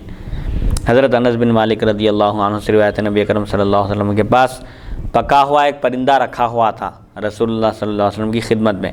آپ نے دعا مانگی کہ اے اللہ مخلوق میں سے اپنے محبوب ترین شخص کو میرے پاس بھیج تاکہ وہ میرے ساتھ یہ پرندہ کھائے۔ اتنے میں حضرت سیدنا علی بن ابی طالب رضی اللہ عنہ حاضر ہوئے اور انہوں نے حضور صلی اللہ علیہ وسلم کے ساتھ وہ تلا ہوا پرندہ تناول کیا، پکا ہوا پرندہ۔ تو حضور صلی اللہ علیہ وسلم اللہ تعالیٰ کی بارگاہ میں عرض کیے کہ جو تیری مخلوق میں سب سے زیادہ محبوب ہے اس کو یہاں پر بھیج دے تاکہ وہ میرے ساتھ یہ پرندہ کھائے۔ تو حضرت سیدنا علی رضی اللہ عنہ اس وقت حاضر ہوئے، تو اس سے آپ کی فضیلت اور آپ کا مقام و مرتبہ ظاہر ہوتا ہے، اور حضور صلی اللہ علیہ وسلم کی بھی آپ سے جو محبت تھی، آپ کے ساتھ جو آپ کی شفقتیں اور عنایتیں تھیں وہ بھی ظاہر ہوتی ہیں کہ آپ کسی بھی موقع پر کسی بھی موڑ پر اپنے محبوب ترین صحابیوں کو آپ نے فراموش نہیں فرمایا، بلکہ ایسے موقع پر بھی آپ نے صحابہ کو یاد رکھا۔ چنانچہ ایک واقعہ بھی ہے، حضور صلی اللہ علیہ وسلم بھی بھوکے تھے، آپ کھانا نہیں کھائے تھے، بھوک کی وجہ سے آپ باہر نکلے تھے۔ حضرت ابوبکر اور عمر رضی اللہ عنہما بھی باہر نکلے اور ایک صحابی کے پاس گئے، انہوں نے وہاں پر کچھ کھانے کے لیے پیش کیا، تو رسول اللہ صلی اللہ علیہ وسلم نے کھانے سے پہلے ایک روٹی ایک صحابی کے ذریعے حضرت فاطمہ رضی اللہ عنہا کے پاس بھیجا اور فرمایا کہ فاطمہ رضی اللہ عنہا بھی بھوکی ہیں، وہ بھی کچھ نہیں کھائیں، لہذا ان کو بھی کھانے کے لیے دیا جائے۔ تو یہ بہت بڑے ایثار کی بات ہے۔ جب عام طور پر بھوک لگتی ہے تو آدمی سب سے پہلے اپنے آپ کو ترجیح دیتا ہے، لیکن رسول اللہ صلی اللہ علیہ وسلم ہر چیز میں آپ کو سیادت اور اولیت حاصل ہے۔ آپ سید الزاہدین بھی ہیں، زاہدوں کے سردار ہیں، عابدوں کے سردار ہیں۔ سب سے پہلے اللہ کی معرفت کا شرف بھی آپ ہی کو حاصل ہے، سید العارفین اول العارفین بھی ہیں۔ تو ایثار میں بھی کوئی آپ کا مد مقابل نہیں ہے، آپ نے سب سے پہلے دوسروں کی ذات کو ترجیح دی۔ چنانچہ یہاں بھی آپ پرندے کا گوشت تھا، تلا ہوا پکا ہوا پرندہ آپ کے سامنے موجود ہے، لیکن آپ تنہا کھانے کو پسند نہیں فرمائے۔ حدیث نمبر 3865، حدثنا خلاد بن اسلم البغدادی حدثنا نضر بن شمیل اخبرنا عوف عن عبد الله بن عمرو بن ہند الجملی قال علی كنت اذا سألت رسول اللہ صلی اللہ علیہ وسلم اعطانی واذا سکت ابتدأنی۔ هذا حدیث حسن غریب من هذا الوجہ۔ حضرت عبداللہ بن عمرو بن ہند جملی سے روایت، حضرت علی کرم اللہ وجہہ نے فرمایا، جب میں کچھ مانگتا تو حضور صلی اللہ علیہ وسلم عطا فرماتے، اور اگر میں خاموش رہتا تو حضور صلی اللہ علیہ وسلم مجھ سے ابتدا فرماتے۔ حضرت علی رضی اللہ عنہ بیان کرتے ہیں، میں مانگتا رسول اللہ صلی اللہ علیہ وسلم سے تو آپ عطا فرماتے تھے، طلب کرتا تو عطا فرماتے تھے، اور جب خاموشی اختیار کرتا، نہیں مانگتا تو سب سے پہلے مجھے عطا فرماتے تھے۔ تو اس میں تعلیم دی جا رہی ہے کہ جہاں تک ہو سکے، کیونکہ عام طور پر مانگنے کے بعد عطا کیا جانا ضروری نہیں ہے، لیکن جو شخص خاموشی اختیار کرتا ہے اس کے لیے خود بخود اللہ تعالیٰ راستے فراہم کرتا ہے۔ طلب نہیں کرنا، طلب کرنے سے کبھی انسان کو اس چیز سے محروم کر دیا جاتا ہے۔ اسی لیے دنیا کے بارے میں بھی آتا ہے کہ جو دنیا کے پیچھے دوڑے گا اس کو دنیا کچھ نہیں ملے گی، جو دنیا کو لات مارے گا دنیا اس کی خدمت میں، اس کے قدموں میں ذلیل و رسوا ہو کر آئے گی۔ ایک حدیث شریف کا مفہوم بھی ہے یہ۔ اسی لیے اب اسے یہ بھی معلوم ہوتا ہے کہ حضرت علی رضی اللہ عنہ حضور سے مانگتے تھے۔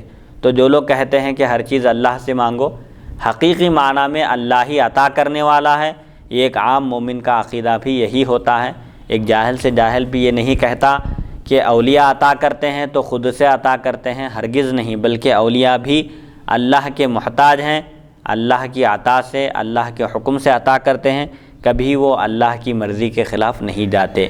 تو حضور صلی اللہ علیہ وسلم سے حضرت علی جب بھی مانگا کرتے تھے تو ضرور عطا ہوتا تھا بارگاہ نبوی صلی اللہ علیہ وسلم سے، کیونکہ اللہ تعالیٰ نے آپ سے فرمایا کہ فَأَمَّا الْيَتِيمَ فَلَا تَقْهَرْ وَأَمَّا السَّائِلَ فَلَا تَنْهَرْ، یعنی سائل کو مت جھڑکیے، جھڑکنے سے بھی منع کیا گیا۔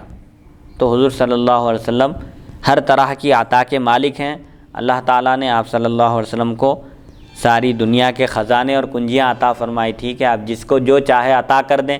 کسی کو حافظہ عطا کیا، کسی کو فیصلے کی قوت عطا فرمائی۔ چنانچہ حضرت علی رضی اللہ عنہ کو جب آپ نے گورنر بنا کر بھیجنے کا ارادہ ظاہر فرمایا تو علی رضی اللہ عنہ نے عرض کیا کہ میں اپنے اندر فیصلے کی قوت نہیں پاتا۔ تو رسول اللہ صلی اللہ علیہ وسلم نے آپ کے سینہ اقدس پر اپنا دست مبارک مار کر دعا فرمائی، اللہ کی بارگاہ میں دعا کی۔ چنانچہ حضرت علی رضی اللہ عنہ نے فرمایا کہ میں اپنے اندر اب فیصلے کی اہلیت، فیصلہ کرنے کی صلاحیت پاتا ہوں رسول اللہ صلی اللہ علیہ وسلم کے دست مبارک کی برکت سے۔ تو بہرحال اللہ تعالیٰ نے آپ کو ہر چیز کے خزانے عطا فرمائے۔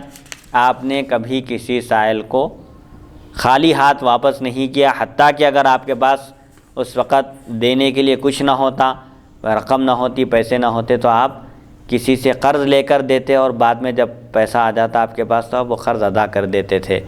حضرت عمر رضی اللہ عنہ نے ایک مرتبہ ہمدردی سے عرض کیا کہ یا رسول اللہ صلی اللہ علیہ وسلم، اگر آپ کے پاس ہیں تو آپ کو عطا کرنا ہے، اگر نہیں ہے تو اللہ نے آپ کو اس بات کا مکلف نہیں کیا، اس بات کی تکلیف نہیں دی کہ آپ کسی کے پاس سے قرض لے کر ایک شخص کی ضرورت پوری کریں، ایک شخص کی حاجت پوری کریں اور ایک شخص کی مدد کریں۔ تو رسول اللہ صلی اللہ علیہ وسلم کا چہرہ انور سرخ ہو گیا غصے سے، اور آپ کے چہرے انور سے غصے کے آثار نمایاں ہو گئے۔ اس وقت ایک بدوی کو آپ قرض لے کر عطا فرما رہے تھے، تو اس بدوی نے عرض کیا کہ یا رسول اللہ صلی اللہ علیہ وسلم آپ عطا کیجئے، اللہ نے آپ کو عطا کرنے کے لیے ہی بھیجا ہے۔ سبحان اللہ۔ تو گویا کہ اس بدوی حضرت عمر رضی اللہ عنہ کی نظر اس آیت پر تھی قرآن کی، جس میں اللہ تعالیٰ نے حضور صلی اللہ علیہ وسلم خطاب کر کے فرمایا کہ آپ ہاتھ کو بالکل کھلا بھی مت چھوڑیے اور بالکل باندھ کر بھی مت رکھیے۔ مطلب یہ ہے کہ بخالت بھی مت کیجیے اور سخاوت میں بھی اس انتہا کو پہنچ جا رہے ہیں کہ دینے کے بعد اپنے پاس کچھ نہ ہو، ایسا بھی مت کیجیے۔ لیکن خطاب حضور سے ہے اور مراد امت ہے، وہاں پر امت کے لیے تعلیم دی جا رہی ہے کہ بے تحاشا خرچ کر رہے ہیں، اسراف کر رہے ہیں، اسراف بھی مت کیجیے۔ بالکل بخالت کا مظاہرہ کر رہے ہیں، ضرورت کے وقت بھی خرچ نہیں کر رہے ہیں، ایسا بھی مت کیجیے، بلکہ ضرورت کے وقت خرچ کرو، بلا ضرورت پیسوں کو ضائع مت کرو، مال ضائع نہ کرو، ورنہ اللہ کے پاس اس کا جواب دینا ہوگا۔ تو وہ بدوی نے جب یہ اس آیت کی تشریح بیان کی تو حضور صلی اللہ علیہ وسلم کے چہرے انور پر پھر خوشی کے آثار نمایاں ہونے لگے اور آپ خوشنودی کا اظہار فرمائے۔ تو اس سے معلوم ہوتا ہے کہ رسول اللہ صلی اللہ علیہ وسلم کو اللہ نے صرف اور صرف عطا کرنے کے لیے بھیجا، آپ نے کبھی کسی سائل کو محروم نہیں فرمایا، حتیٰ کہ اگر آپ کے پاس نہ ہوتا کچھ دینے کے لیے تب بھی آپ قرض لے کر دیتے یا فرماتے سائل سے کہ فلاں سے قرض لے لو، ہم ادا کر دیں گے۔ اور اس میں ایک تعلیم یہ بھی دی جا رہی ہے کہ جہاں تک ہو سکے ہم کو مانگنے سے احتیاط کرنا چاہیے، بلا طلب جو چیز ملتی ہے اس کو لے لینا ہے۔ ایک حدیث میں ہے حضور صلی اللہ علیہ وسلم عطا فرما رہے تھے، آپ کی عطا اور بخشش کا سلسلہ جاری تھا، عمر رضی اللہ عنہ کو بھی آپ مال عطا کیے تو عمر رضی اللہ عنہ نے عرض کیا کہ جو مجھ سے زیادہ ضرورت مند ہے، محتاج ہے، آپ اس کو عطا کیجیے یہ مال، اللہ کے فضل سے میرے پاس سب کچھ ہے، کسی چیز کی کمی نہیں ہے، جو مجھ سے زیادہ ضرورت مند ہے، محتاج ہے، آپ اس کو عطا فرمائیں۔ تو رسول اللہ صلی اللہ علیہ وسلم نے فرمایا کہ جب تمہارے پاس مال بغیر خواہش کے، بغیر طلب کے، دل میں کوئی خواہش نہیں ہے کہ فلاں آ جائے اور نذرانہ دے مجھ کو، میری خدمت میں نظر پیش کرے یا لفافہ، ایسا کوئی دل میں خواہش نہیں ہے، بلا طلب اگر مال آ جائے تو قبول کر لو، وہ اللہ کی طرف سے ہے اور اللہ تعالیٰ اس میں برکت دیتا ہے۔ اب اس کو لینے کے بعد اگر تم کو ضرورت نہیں ہے تو صدقہ کر دو، خیر خیرات کر دو، ایک شخص کی ضرورت پوری ہو جاتی ہے۔ سبحان اللہ۔ تو اس سے معلوم ہوتا ہے کہ مانگنا پسند نہیں ہے اسلام میں، شریعت میں۔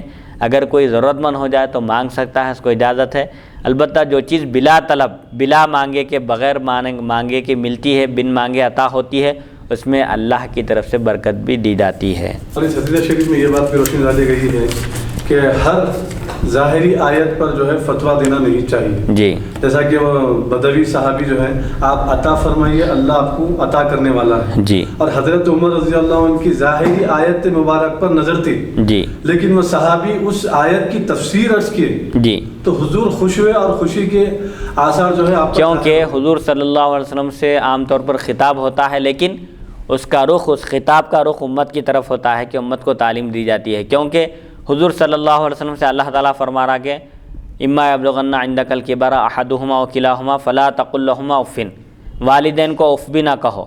قرآن نازل ہو رہا ہے اور یہ ہدایت دی جا رہی ہے، خطاب حضور سے ہے، لیکن والدین اس وقت بقید حیات نہیں ہیں، تو پھر یہ سوال ہی پیدا نہیں ہوتا کہ آپ والدین سے اف کہیں گے۔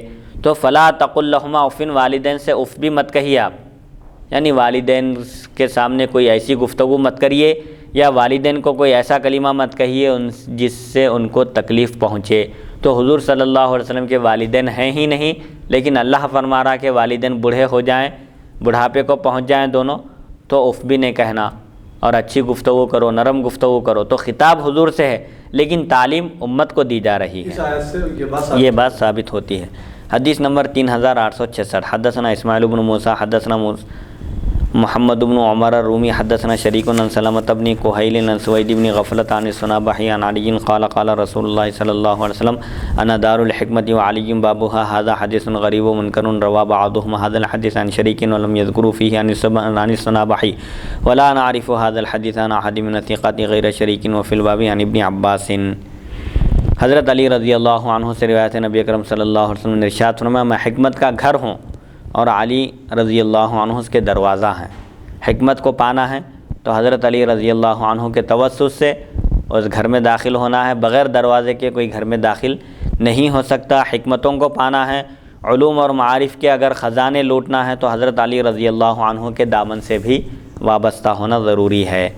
حدیث نمبر 3867، حدثنا قتيبة حدثنا حاتم بن اسماعيل عن بكير بن مسمار عن عامر بن سعد بن ابي وقاص عن ابيه قال امر معاويه بن ابي سفيان سعدا فقال ما منعك ان تسب ابا تراب قال اما ما ذكرت ثلاثا قالهن رسول الله اما ما ذكرت ثلاثا قالهن رسول الله صلى الله عليه وسلم فلن اسبه لا ان تكون لي واحده منهن احب الي من حمر النعم سمعت رسول الله صلى الله عليه وسلم يقول لعلي وخلفه في بعض مغازيه فقال له علي يا رسول الله تخلفني مع النساء والصبيان फ़क़ाल लहू रसूलुल्लाह सल्लल्लाहु अलैहि वसल्लम अमा तर्दा अन तकुना मिन्नी बिमंज़िलति हारून मिन मूसा इल्ला अन्नहु ला नबुव्वत बअदी व समिअतुहु यक़ूलु यौम खैबर लअउतियन्न अर्रायत रजुलन युहिब्बुल्लाह व रसूलहु व युहिब्बुहुल्लाहु व रसूलुहु क़ाल फ़तनावलना लहा फ़क़ाल उदउ ली अलिय्यन क़ाल फ़अताहु व बिही रमदुन फ़बसक़ फ़ी ऐनिही फ़दफ़अ अर्रायत इलैहि फ़फ़तहल्लाहु व उन्ज़िलत हाज़िहिल आयतु नदउ अब्नाअना व अब्नाअकुम व निसाअना व निसाअकुम ला यदअ रसूलुल्लाह सल्लल्लाहु अलैहि वसल्लम अलिय्यन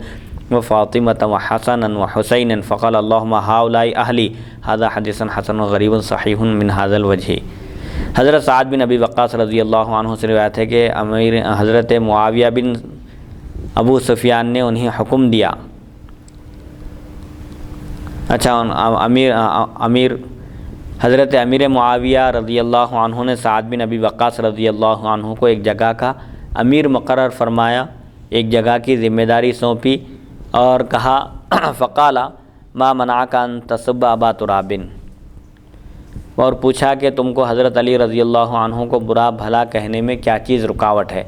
यानी अली रज़ियल्लाहु अन्हु को तुम बुरा भला नहीं कहते, उनके ऊपर कभी नुक्ता चीनी नहीं करते, क्या बात है, क्या रुकावट है तुम्हारे लिए। तो उन्होंने फरमाया मुझे रसूल अकरम सल्लल्लाहु अलैहि वसल्लम से 3 बातें याद हैं, इसलिए मैं हरगिज़ उनको बुरा भला नहीं कह सकता। हज़रत साद बिन अबी वक्कास अशरे मुबशरा में से एक हैं और रसूलुल्लाह सल्लल्लाहु अलैहि वसल्लम जब अमीर मुआविया कि उस वक़्त ऐसा माहौल हो गया था, हज़रत उस्मान रज़ियल्लाहु अन्हु की शहादत का वाक़या पेश आया, जुल्मन शहीद किए गए, उम्मत पर एहसानात थे। उस वक़्त अमीर मुआविया रज़ियल्लाहु अन्हु गालिबन मुल्क शाम के आप गवर्नर थे और एक जमात अमीर मुआविया के साथ हो गई और एक जमात हज़रत अली रज़ियल्लाहु अन्हु के साथ हो गई और अमीर मुआविया रज़ियल्लाहु अन्हु ने उस्मान गनी रज़ियल्लाहु अन्हु के कातिलों से बदला लेने का मुतालबा किया, क्योंकि अली रज़ियल्लाहु अन्हु खलीफे वक्त थे, लोगों ने आपके दस्ते अक़दस पर बैअत की थी।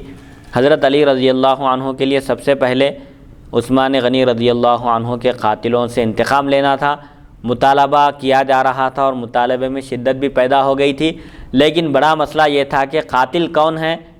कई लोग इकरार कर रहे थे हज़ारों की तादाद में कि हमने कत्ल किया, हमने शहीद किया। ज़ाहिर बात है इतने लोग मिलकर तो कत्ल नहीं कर सकते, कातिल 1 होगा, 2 होंगे, 3 4 होंगे, उससे ज़्यादा नहीं होंगे। चुनांचे हज़रत अली रज़ियल्लाहु अन्हु के लिए अभी ऐसा माहौल भी साजगार नहीं था कि आप कातिलों की शनाख्त करके हज़रत उस्मान बिन अफ़्फ़ान रज़ियल्लाहु अन्हु के खून का बदला ले सकें। बहरहाल उस वक़्त से खाना जंगी शुरू हो गई अमीर मुआविया और अली रज़ियल्लाहु अन्हुमा के दरमियान, लेकिन दोनों सहाबी होने की हैसियत से किसी पर भी कलाम करना उम्मत के लिए जायज़ नहीं है। ये अक़ीदा रखना है कि हक़ अली रज़ियल्लाहु अन्हु के साथ था और अमीर मुआविया रज़ियल्लाहु अन्हु से इज्तिहादी ख़ता हुई है और मुज्तहिद को इज्तिहादी ख़ता पर भी एक सवाब मिलता है। अगर इज्तिहाद करने में कामयाब हो जाए तो डबल अजर है और अगर इज्तिहाद में गलती हो जाए तो अजर से खाली नहीं है, गुनाह नहीं होगा। इसीलिए उम्मत के उलमा का इस बात पर इत्तिफ़ाक़ है कि हक़ अली रज़ियल्लाहु अन्हु के साथ था। अली रज़ियल्लाहु अन्हु की जितनी जंगें हुई हैं उन तमाम जंगों में आप हक़ बजानिब थे, आप हक़ पर थे। अमीर मुआविया रज़ियल्लाहु अन्हु से भी बुग़्ज़ रखना नहीं है, क्योंकि हुज़ूर सल्लल्लाहु अलैहि वसल्लम ने उनके हक़ में भी दुआ फरमाई थी कि अल्लाह इनको हादी और महदी बना, हिदायत देने वाला और हिदायत पर कायम रहने वाला बना। और कातिबान वही में से एक थे। हुब्बे अली में बुग़्ज़ मुआविया दुरुस्त नहीं है। हज़रत अली रज़ियल्लाहु अन्हु की मोहब्बत आइन ईमान है। जो मोमिन है वो बुग़्ज़ नहीं रख सकता सैयदना अली रज़ियल्लाहु अन्हु से, और जो मुनाफिक है वो अली रज़ियल्लाहु अन्हु से मोहब्बत नहीं कर सकता। जैसा कि अभी गुज़र चुका कि अंसारी सहाबा के दरमियान भी निशानी यही थी कि जो अली रज़ियल्लाहु अन्हु से बुग़्ज़ रखता था वो मुनाफिक समझा जाता था। तो हज़रत अमीर मुआविया ने पूछा कि ऐसा माहौल हो गया है और ख़ुतबों में, मिंबरों पर और सब जगह जो माहौल हो चुका है कि अली मुर्तज़ा करमल्लाहु वजहहु को बुरा भला कहा जा रहा है। कुछ नाआक़िबत अंदेश लोगों ने इसको अपना वतीरा बना लिया है, अपना मिजाज बना लिया है कि वो ख़ानदान बनु हाशिम पर नुक्ताचीनी करते हैं। तो आप क्यों नहीं करते? तो आपने फरमाया कि 3 चीज़ें हैं जो मुझे याद हैं, उन 3 चीज़ों की वजह से मैं हरगिज़ ऐसे काम का इर्तिकाब नहीं कर सकता। मौला कायनात बाबुल इल्म सैयदना अली इब्न अबी तालिब करमल्लाहु वजहहु पर मैं उंगली नहीं उठा सकता। वो चीज़ें क्या हैं? مجھے ان 3 باتوں میں سے ایک بھی اگر حاصل ہو جائے تو وہ سرخ اونٹوں سے زیادہ محبوب اور پسندیدہ ہے۔ سرخ اونٹ عرب میں سب سے قیمتی اونٹ ہوتے ہیں، تو وہ صحابی عرض کرتے ہیں وہ 3 باتوں کا شرف حاصل ہے، اگر ایک بھی مجھے حاصل ہو جائے، ان تینوں میں سے ایک بھی اگر مجھے حاصل ہو جاتی، نصیب ہو جاتی، تو سرخ اونٹوں سے بھی زیادہ مجھے محبوب ہوتی تھی۔ وہ سب سے پہلی بات کیا ہے؟ میں نے نبی اکرم صلی اللہ علیہ وسلم سے سنا، آپ حضرت علی رضی اللہ عنہ سے گفتگو فرما رہے تھے، اس وقت آپ نے انہیں کسی غزوے کے موقع پر اپنا نائب مقرر کیا تھا۔ رسول اللہ صلی اللہ علیہ وسلم ایک جنگ کے لیے تشریف لے جا رہے تھے، علی رضی اللہ عنہ کو آپ نے اپنا نائب مقرر کیا اور مدینہ منورہ میں ذمہ داری سنبھالنے کے لیے آپ نے روک دیا تھا۔ حضرت علی رضی اللہ عنہ نے کیا، یا رسول اللہ صلی اللہ علیہ وسلم، آپ مجھے عورتوں اور بچوں میں چھوڑ کر جا رہے ہیں، عورتوں اور بچوں کے ساتھ، کہ جنگ میں تو صرف عورتیں اور بچے شریک نہیں ہوتے، مجھے ان کی نگہداشت کے لیے، ان کی نگرانی کے لیے چھوڑ کر جا رہے ہیں، حالانکہ شہادت میرا عین مقصد ہے، میری خواہش ہے کہ میں دشمنان اسلام سے لڑوں اور اللہ کی راہ میں اپنی جان کا نذرانہ پیش کروں، تو پھر مجھے آپ کیوں چھوڑ کر جا رہے ہیں؟ تو حضور صلی اللہ علیہ وسلم نے فرمایا، علی کیا تم اس بات پر راضی نہیں کہ میرے نزدیک تمہارا مقام و مرتبہ وہی ہو جو حضرت موسیٰ کے نزدیک حضرت ہارون کا تھا؟ سبحان اللہ۔ حضرت موسیٰ علیہ السلام جب کوہ طور پر تشریف لے جانے کا ارادہ کیے تو قوم کے نگران کار حضرت ہارون علیہ السلام کو بنائے، اپنا خلیفہ اور جانشین اور نائب مقرر کر کے فرمایا کہ میرے آنے تک آپ قوم کی اصلاح کرتے رہیے اور ان کی رشد و ہدایت کا فریضہ انجام دیجیے۔ تو حضرت ہارون علیہ السلام کو اپنا نائب بنا کر گئے حضرت سیدنا موسیٰ علیہ السلام۔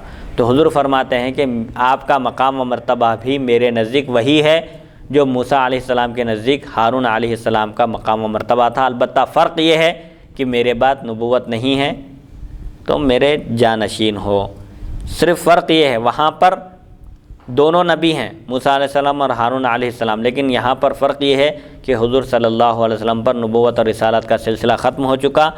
حضرت علی سے فرماتے ہیں کہ میرے نزدیک تمہارا وہی مقام ہے جو موسیٰ علیہ السلام کے نزدیک ہارون علیہ السلام کا ہے، البتہ فرق یہ ہے کہ میرے بعد نبی نہیں ہے، کوئی نبی نہیں ہے۔ اس کے بعد فرماتے ہیں ایک بات یہ ہوگی، اور دوسری بات یہ ہے، حضرت سعد فرماتے ہیں میں نے خیبر کے موقع پر حضرت صلی اللہ علیہ وسلم سے سنا، آپ نے فرمایا میں کل ایسے شخص کو جھنڈا دوں گا جو اللہ اور رسول سے محبت کرتا ہے اور اللہ اور اس کے رسول سے محبت کرتے ہیں۔ راوی فرماتے ہیں ہم اس بات کے منتظر رہے، حضور صلی اللہ علیہ وسلم فرمایا کہ کل میں ایک جھنڈا دوں گا۔ اس میں علم غیب کی بھی دلیل ہے کہ کل کیا ہونے والا ہے، ایک جھنڈا دیا جانے والا ہے، کس کو دیا جانے والا ہے، پھر ان کی حیثیت کیا ہے، وہ اللہ کے محبوب ہیں، رسول اللہ کے محبوب ہیں، اور اللہ اور اس کے رسول بھی ان کو چاہتے ہیں، پھر ان کے ہاتھ پر فتح بھی ہوگی۔ یہ علم غیب ہی ہے جو رسول اللہ صلی اللہ علیہ وسلم نے بیان کیا۔ صحابہ رات بھر بے چین رہے کہ یہ شرف، یہ فضیلت دیکھنا ہے کہ صبح کس کو حاصل ہوگی۔ جب صبح ہوئی حضور صلی اللہ علیہ وسلم کی خدمت میں تمام صحابہ حاضر ہوئے، حضرت علی رضی اللہ عنہ موجود نہیں تھے۔ حضور نے فرمایا، پوچھا کہ علی کہاں ہیں؟ تو صحابہ نے عرض کیا کہ ان کو آشوب چشم ہو چکا ہے، اس وجہ سے وہ حاضر نہیں ہوئے۔ تو حضور صلی اللہ علیہ وسلم نے ان کو طلب فرمایا، آپ حاضر ہوئے اس حال میں کہ آپ کو آشوب چشم ہو گیا تھا۔ رسول اللہ صلی اللہ علیہ وسلم نے آپ کی آنکھ میں اپنے دہنے مبارک سے اپنا لعاب مبارک لگایا، فوراً ان کی وہ تکلیف دور ہو گئی، آشوب چشم سے آپ کو نجات ملی، اور حضور صلی اللہ علیہ وسلم نے جھنڈا آپ کے حوالے کیا اور اللہ تعالیٰ نے فتح و نصرت عطا فرمائی۔ یہ دوسری بڑی خوبی ہے، اگر یہ خوبی مجھے نصیب ہو جاتی تو سرخ اونٹوں سے بھی میرے لیے محبوب تھی۔ راوی فرماتے ہیں ہم اس بات کے منتظر رہے، چنانچہ حضور صلی اللہ علیہ وسلم نے فرمایا حضرت علی رضی اللہ عنہ کو میرے پاس بلاؤ۔ راوی فرماتے ہیں وہ حاضر ہوئے، اس وقت ان کی آنکھیں دکھ رہی تھی، درد ہو رہی تھی، وہ آشوب چشم میں مبتلا ہو چکے تھے۔ حضرت صلی اللہ علیہ وسلم نے اپنا لعاب مبارک ان کی آنکھوں میں لگا اور جھنڈا عنایت فرمایا، چنانچہ اللہ تعالیٰ نے ان کے ہاتھوں خیبر فتح فرمایا۔ یہ دوسری فضیلت تھی۔ تیسری فضیلت یہ تھی کہ جب یہ آیت نازل ہوئی، ندعو ابناءنا و ابناءکم، تم اپنے بیٹوں کو بلاؤ ہم اپنے بیٹوں کو بلائیں گے، تم اپنی عورتوں کو بلاؤ ہم اپنی عورتوں کو بلائیں گے، تم اپنے بیٹوں کو بلاؤ ہم اپنے بیٹوں کو بلائیں گے۔ تو اس وقت حضور صلی اللہ علیہ وسلم نے سیدنا علی مرتضیٰ، فاطمہ زہرا، حسنین کریمین رضی اللہ عنہم کو بلایا اور چادر اڑائی اور اللہ تعالیٰ کی بارگاہ میں عرض کیا کہ اے اللہ یہ میرے اہل ہیں، یہ میرے اہل بیت اطہار ہیں۔ یہ فضیلت مولا کائنات سیدنا علی بن ابی طالب کرم اللہ وجہہ و رضی اللہ تعالیٰ عنہ کو حاصل ہے، لہذا میں ان کے خلاف زبان نہیں کھول سکتا۔ اور اس حدیث شریف سے یہ بات بھی معلوم ہوتی ہے کہ رسول اللہ صلی اللہ علیہ وسلم کے لعاب مبارک میں بیماریوں کو دور کرنے کی بھی اللہ نے تاثیر اور شفا رکھی ہے، کہ آپ کے لعاب مبارک کی برکت سے صحابہ کرام کی بہت ساری بیماریاں رفع دفع ہو جاتی تھی۔ سبحان اللہ سبحان اللہ۔ الحمدللہ اللہ کی توفیق اور اس کی مدد سے مولا کائنات سیدنا علی بن ابی طالب کرم اللہ وجہہ و رضی اللہ تعالیٰ عنہ کے فضائل اور مناقب کے بیان کا آغاز کیا گیا۔ الحمدللہ حدیث نمبر 3855 سے حدیث نمبر 3867 پر آج کے درس کا اختتام ہوتا ہے۔ اللہ تعالیٰ سے دعا کرتا ہوں کہ اللہ تعالیٰ ہم سب کو مولا کائنات سیدنا علی بن ابی طالب کرم اللہ وجہہ و رضی اللہ تعالیٰ عنہ کی محبت عطا فرمائے، اور آپ کو اللہ تعالیٰ نے جن علوم اور معارف سے سرفراز فرمایا تھا اس کا کچھ حصہ ہم کو بھی عطا فرمائے۔ وصلی اللہ تعالیٰ علی خیر خلقہ سیدنا محمد و آلہ و صحبہ اجمعین والحمد للہ رب العالمین۔